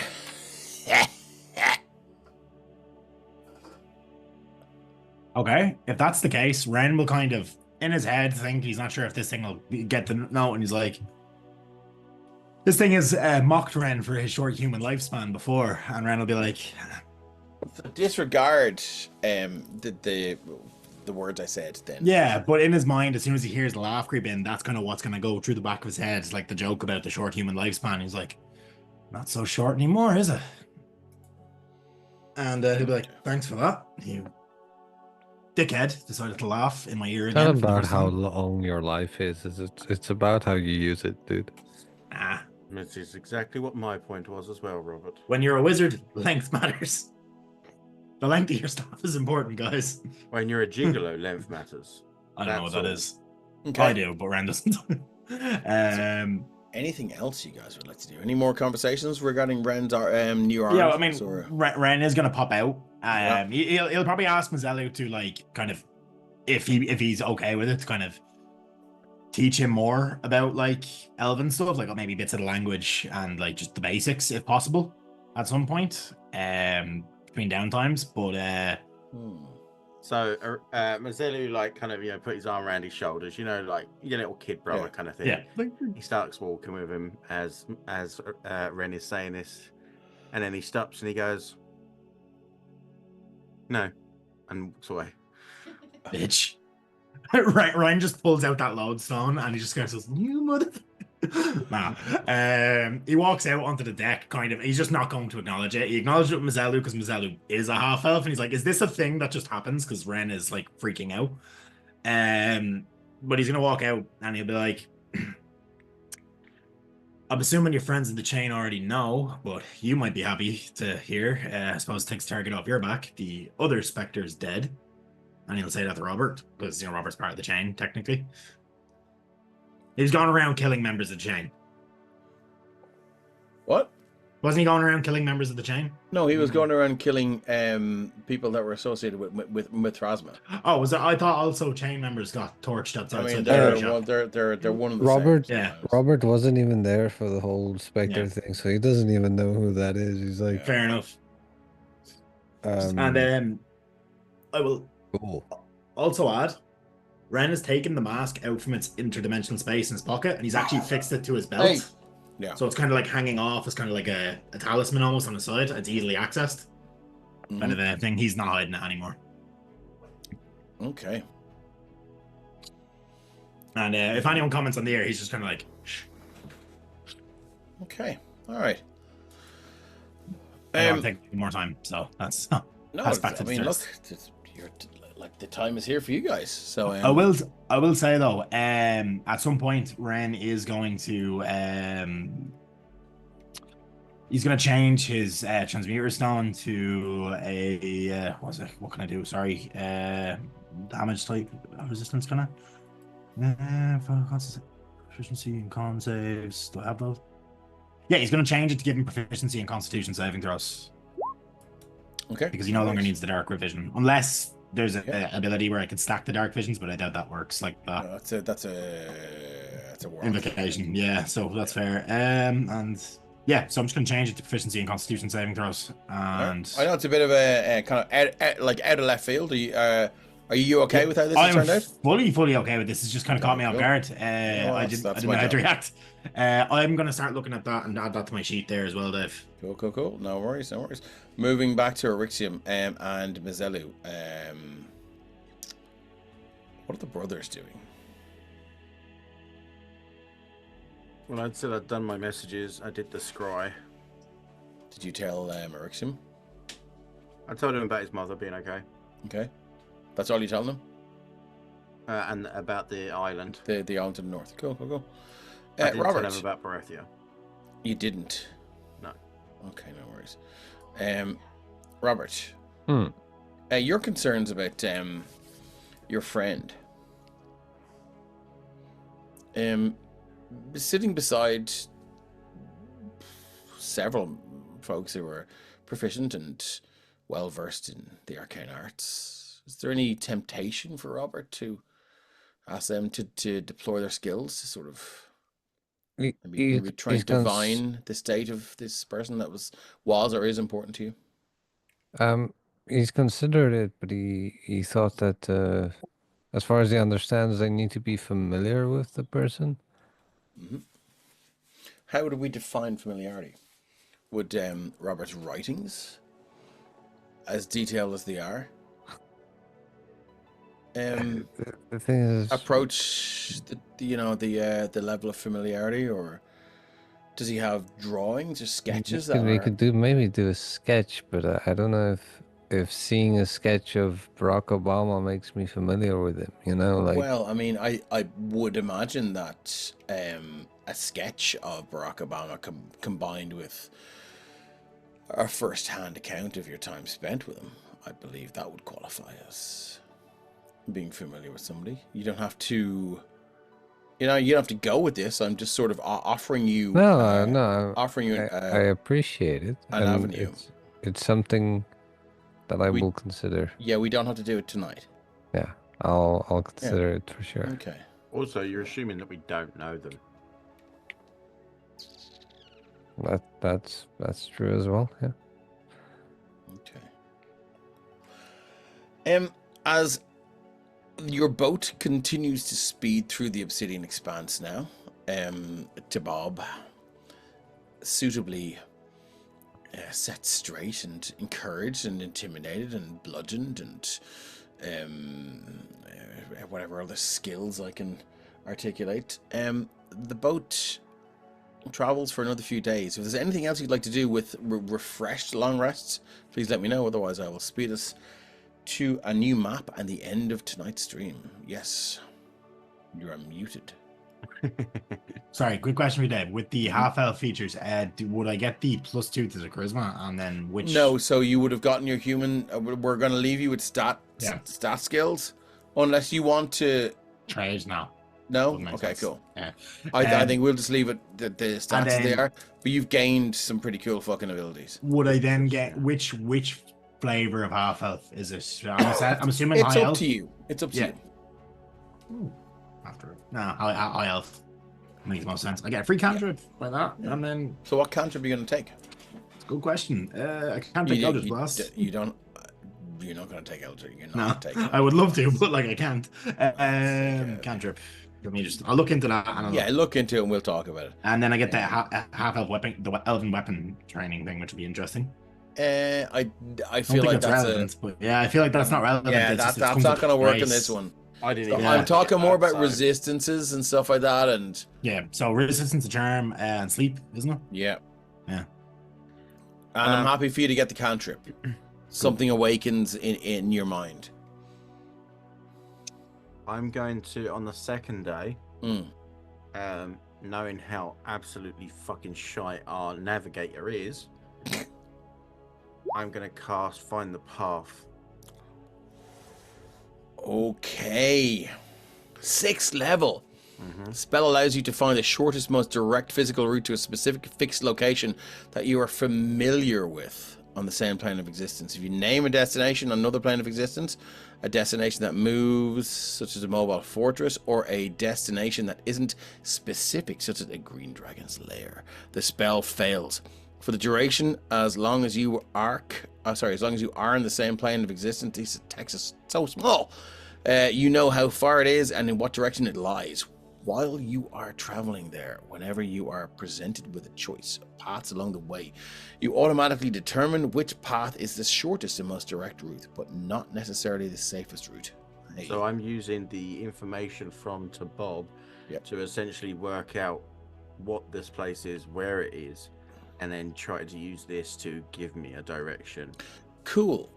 So the material components are a set of divinatory tools, such as bones, RV sticks, cards, teeth, or carved runes worth 100 GP, and an object from the location you wish to find. I'm assuming he has something from there, because I know he said that. I suppose we could say to Bob as an object from the place you wish to find, because he's been there. That's a bit of a stretch, but I'll take it, given that you've burnt a 6th level spell, and I was going to bring you there anyway. So I'm happy to say that we can avoid random encounters, and we will end up straight there. And the materials I don't have to worry about as well. So you know. Why? Because you have a spell focus. Well, not just that, but I have a specific spell focus. That means I don't have to worry about that. Okay, cool. Lovely. Okay, so what I'm going to do is I'm going to move you over to here. Can you guys see where you are? Yep.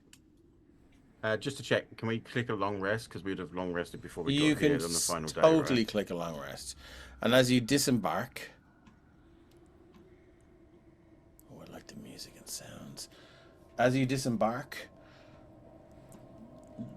being careful to avoid the waters of the Obsidian Expanse, because you've seen the effect it has on you. You land on the beach here, and there's a squelch in the sand. There's some green foam that seems to just sort of bubble up from the sand here now. You look forward, you can see over here, looks like some sort of don't move your token just yet. I was moving myself out with the green That's bomb, okay. so Yeah. it's placed You see over here, looks like some sort of draft animal or whatever has been just devoured by what looks like some sort of the remnants of a green slime.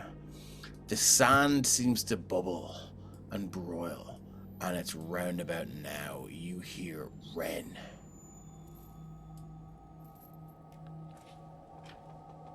The voice of Renelar. Oh, my boy, I'm so glad you've come to see me. Mazzello, you hear. I'm so glad. Oh, I'm right in here, Mazzello. Oh. You hear Urxium. Finally, we're on the same plane together. It's been so long since I've raked my talons through you. Mother's home. Robert, I don't know what voice your friend has. He's like a rugged tough guy. Bobby, it's great to see you again. That's where we're going to leave it for tonight. An unusually on-time episode of the Sopherone Saga for GM Dave, as we just crest the 3-hour mark. I think I'd like to spend maybe 5 or 10 minutes just chatting about how things went down here. I'm particularly proud of that moment between Ren and Mazzello. Even if it did end in Mazzello slightly hazing him, which was made it even more fun. I'll get him back eventually. Ren, how are you feeling about that revelation? Are you okay with it? I did take liberties with your backstory, because when Ren told me who his parents were, there is room for a little bit of looseness in that situation where I was like, well, I believe that's what Ren believes his parentage is.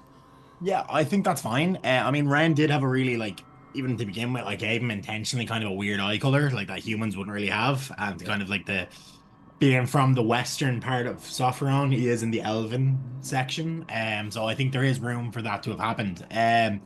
I actually think it's really cool. You're okay with it happening? Oh, fully cool. Because it's a big deal for someone now, and I didn't consult with Carrick because I didn't want to really ruin it. But you're okay with the race you chose being changed? 100%. Okay, cool. I think with Ren was his end goal was kind of to find a way to naturally or to unnaturally extend his life, anyways. And I mean, he's still probably going to keep trying as part of his way of sticking it to Galazar and being able to use his magic to improve the world. I think it's quite obvious that Galazar might have known was leaning heavily on the fact that you were human in order to try and convince you to accept his gift. Yeah. And as you look back now, that's probably why Galazar was sort of going, you're not going to live long enough, so accept my deal and all the rest. That's why he was leaning so heavily on that. Yeah, so it's more of a obviously Ren the future lich, says Brett. Yeah, well maybe depends. It can be not evil liches, maybe. We don't know. Ren is essentially kind of now. He was already kind of leaning against the what the kingdom's done to the elves is fucking wrong. Mm-hmm. He's now a bit more of that mindset. I suppose it's kind of like been like, "Oh, it's my people now to a degree. That's been like he's not from there, but he's kind of like I love the way now, like when it's if more it feels more personal. if the doomsday Rentica 23 if the doomsday device is now deployed to fucking slay all elves, might then get like killed. Ren's like, well, that could be me, so I may as But well Ren doesn't know about get that my head in the doomsday game device. now. Yes. But it's kind of like now he's more of like, okay, well, look, he's already known about the history of like what the elves have done in the like that have been done, like has been done to them, and the thing, and he's always been kind of like, nah, the human kingdom was wrong for that, but you know, it's the life we're in, like you know, what's happened has happened. Ren's gonna go liberal now. No, but like, like even when like obviously he didn't agree with what the Elven rebels were doing and the attacking the kids and like the guy on the road that Rennie Sanders. Yeah, but like now he's kind of like, okay, well, I've already not liked the kingdom, Withers. and I think he's more likely to now throw his lot into opposing the kingdom as a result of that than he already If you was. weren't, you tell me you weren't already. I was, but he's now even more. Because like, Okay, no, that's fair. That's fair. Especially now if he finds out what is being planned. Oh yeah, 100%. He's not letting them fucking race him with a magic bullshit doohickey. Okay. So that very quickly, just because Brett said about Withers, I found out at AdventureCon who Withers actually is. It's Durgle. I'm not saying anything. It might be, it might not be. I mean, wait until the video for AdventureCon goes up onto YouTube and watch the interview with Lawrence Schick. Yeah. And I assumed he's an avatar for Durgle. Anyways, maybe not him himself. Just wait and see. Is all I'm going to say. Cool. So Mazzello, Mazzello and Ren have had their differences. Excuse me, and it's been. I don't think it's been exactly what people have seen on the outside, as I think Ryan, you explained to me. And I know that this latest encounter ended with a little bit of sort of tough love and a kind of a sort of almost like a big brotherly or a little brotherly sort of play, but I think there was a certain amount of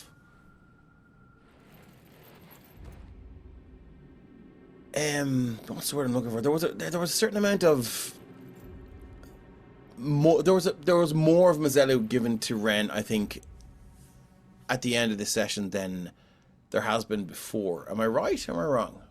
I mean, in that sense, like being part of the order that I am, you know, to preserve life, like I want to make sure and keep everyone alive. The fact that everyone here seems to be trying to do that for each other as well, obviously means that everyone's got a little bit of a boost up in Mazzello's mind regardless. Jaden can get fucked, but that's him. Shots fired. I love you, Shane. You know I do. I don't mean you, obviously. But we love Shane as well. So Ren is part of the team. He's part, like, when Mazzello went out with Berethia and the other group and the rest of the group that we were in, once we were part of a unit, we were part of a unit. You look after each other. Mazzello does think he's making a massive fuss about nothing, though. But then Mazzello's quite blank in that sense, in the sense that he doesn't see that you're an orc or a half-elf or a Durgar or a gnome. He doesn't see that. He sees what you are as a person. Okay. So the fact that he's now a half-elf, he's just like, and? You're still a cunt. I think he was still a little bit. I think it's more of a shock than anything. Right, Ren doesn't specifically have an issue. He's just like, what the fuck is happening? I think for a while there, though, like Mazzello gave Ren like some what I thought was some honest, some honest time and consideration there, and I feel like you ended it with like, yeah, no. And that was fine, but like, well, that was like a, you know, an elbow in the ribs kind of. Yeah. No. But those moments before that were they real? You don't have to say whether they were or not. No, because he asked for his help, and Mazzello will help anyone, and so that was real. Yeah. If he asked for his help, he genuinely. It wasn't, Mazzello, like, come over here, and then it's like, actually, I don't need you. Like, it wasn't like a jokey thing. It was like, I need your help. It was like, what the fuck is this? And he saw the panic on Ren's face. So it's like, okay, he actually wants my help. He's not just trying to be a fucking bollocks kind of thing, you know? Yeah. Well, So after you pulled on his ear to make sure. yeah, I mean, like, you know, Yeah, we I mean, all you have get to our little verify bit of benefits from situations. Do you know what I mean? Yeah. But no, so it was genuine the way he was talking to him, and the way he was trying to reassure him, but in the same respect of like, I don't know, Mazzelu just can't understand that kind of panic because Okay. even in the absolute shittiest of times that Mazzelu had, one of them being going through the cult of the Dragon Queen to get his brother, even at that point, At level he's still 1, quite probably. stoic. Or, yeah. You know, that's the best way to explain Mazzelu. He's stoic. He could be fucking scared shitless. He could be knowing that he's just about to die, and his face would still look the same. Yeah. Because that's what he's been taught. You don't let anyone know how you are, because then they can't use it against you. I'd be interested to find out how he was before he was taught that. Because, I mean, so you are who you are, right? And it's always underneath what you've been taught. So okay, so have we seen what's underneath the teachings yet? No. Okay, and I don't think you'll ever see that version of Mazzelu again. Okay, he's gone. Yeah, because wow, that version of Mazzelu died the day that his dad sent him to the temple because of Eryxium. Fuck. Okay. So Mazzelu was sent to the temple and was basically. This is why Mazzelu hasn't got a good relationship with his father, not like a father-son relationship, because it was a case of as soon as Mazzelu Senior found out what had happened to Eryxium and what had happened, he literally Mazzelu Senior died that day himself when he found out that news because it hurt him. Yeah. But to try and stop that happening to his younger son, he sent him away to the fucking church. So Mazzelu, the fun, nice, caring, like immaculate, like kind of fun, life-going Mazzelu that you carefree had before and that, yeah, happy-go-lucky. He died that day because his father basically shut him out and went fuck off to boarding school, essentially. I want you to go away, and I want my son. He sent me to the church and stayed there. I want my son to come back. No. So as in he sent me to the church to start getting my training to be a cleric. Yeah. So the son he didn't want. He wanted. No. It's not who would come back from the church. No. What it was, he was worried because he knew how much that I looked up to my older brother. Okay. He was worried that I was going to go the same way. Oh wow. So okay. almost as a way to counteract that, he sent me to the other side of the church. Wow. And basically forced me to stay there and receive my training and to do my stuff there. Okay. All right. I think moving on to Eryxium then. So you didn't speak to Mazzelu after what you heard, as cryptic as it was, when there was talk of legalities and there was talk of legitimizing things. So is Eryxium mulling over that, or is he just completely discarded it? I think it's a different message, I'm coming for you, or I know you're in pain. It's always been very matter of fact. It's always been very teasing, and there was something more to this. So how did Eryxium feel about that? Initially, let's say day one, it didn't make sense. It just felt like not mindless babble, but just somebody trying to cause confusion in hopes that confused people can make mistakes. That's what you thought it was initially. Yeah, I'll just fuck with them by saying I'll come this way and that way.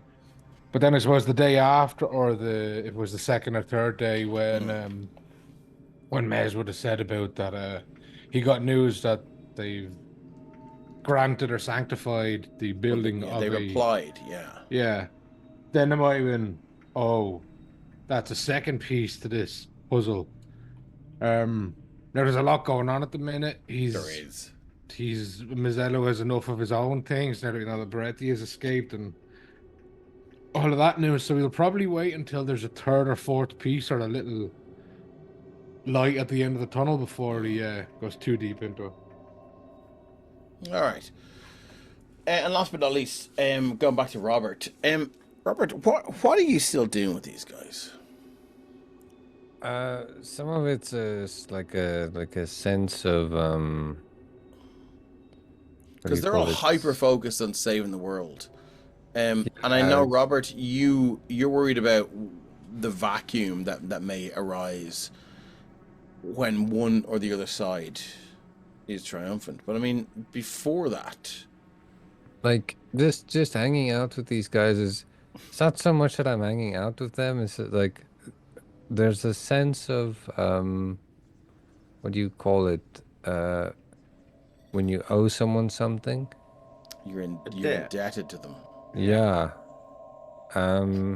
I think that's the biggest thing keeping Robert with the party is that he would Will he ever discuss that? not only would he be I don't know, I think in a way he feels too guilty to even bring it up, but like Why does he feel guilty? That they saved him from the carved witch, or yeah, like saved him from the carved witch and then he just kind of fucked disappeared on then and then not only that, like they saved him from death multiple times, but also part of him is like he doesn't really care about their temple, so he's like they're helping me, but I'm not really doing all that much to help them, and you know. So, does he is the settling of this perceived debt like sort of abstract thing, or is there? Do you think Robert will know when it's done? I think it's more an abstract thing. It's not that it's solely debt. Or It's just like responsibility? that's a big part of it. Like he's gone through the shit with these guys, so But he also has somebody yeah. that he cares about. I mean, so, and they're not down here. Yeah, but also Is there at this guilt that you're point, not doing enough to find that person, or like you said earlier, has he written them off? it's in a way also like Robert can't realize that he can't do everything on his own, and like this is outside of those people or that person, like the closest thing he has to friends that could help him in basically taking on, the government. And Robert also sees it as like Robert also sees it like uh, the root of his problems is Valder, so he's just in Okay. it to take care of Valder. Okay, so their Once enemy is your Valder- enemy, and for yeah. now, this works. Okay. All right. Well, look, I think I enjoyed that. Good to get a steer on how everyone is feeling about things. Thank you, everyone, for sticking with us. I think we'll finish up for tonight. As you stand on this sand that is a little bit too wet and green, you all hear voices and intrusions in your minds from your respective pasts. It hurts, and you feel disorientated. There's a stench of salt water and something that smells more biological from through those purple looking cliffs in that cave entrance. But until then, we'll see you in 2 weeks' time. Thanks, everyone. I've got a suggestion there for a raid if you want. Oh, yeah, lovely, yeah. I just put it there so you can copy and paste it in the chat. I think you have a moderator. I couldn't do it last time. It was only Yeah. you that could do it. Yeah, I think it seems to weird. only be you because I can't do it either. That's fucking weird. I'm not the one that gets it. Christian is the one who dishes them out, so somebody tag him. So what I'm going /or. No, /raid. Okay, cool. And then Yeah. copy and paste that something witty gaming Where did you put that? in the Twitch chat. Oh, yes. Thank you very much. Lovely, lovely, lovely. Fucking love it. Come on. They got a really cool overlay and stuff for their game. Okay, cool. Boop. Is it working? Rendered it or Oh, thank you. Rep did it. Lovely. Appreciate it. Wait, how can you do it? That's just rude. Rep did it, did he? Yes. Thank you very much, Rep. Well, look, it's Christian that gives out these property. Let's just get Christian to do it. Thanks, everyone. Anyway, look, we will see you on Tuesday for Arcane Adventures in Andromedus. See you on Thursday for Rebirth of the Ground King. And we will see you on Friday for the episode 5 of the Sopherone trilogy. Yeah, tune in on Thursday and Friday to see how Dave traumatizes me in those games. Love you all. And See you soon. See you guys. Are we done? How do we... you have to wait until we have to wait? Oh, anyway, let's You just can count put the right time now. down. Do do do do You do can put right do now. do do. You're all managed.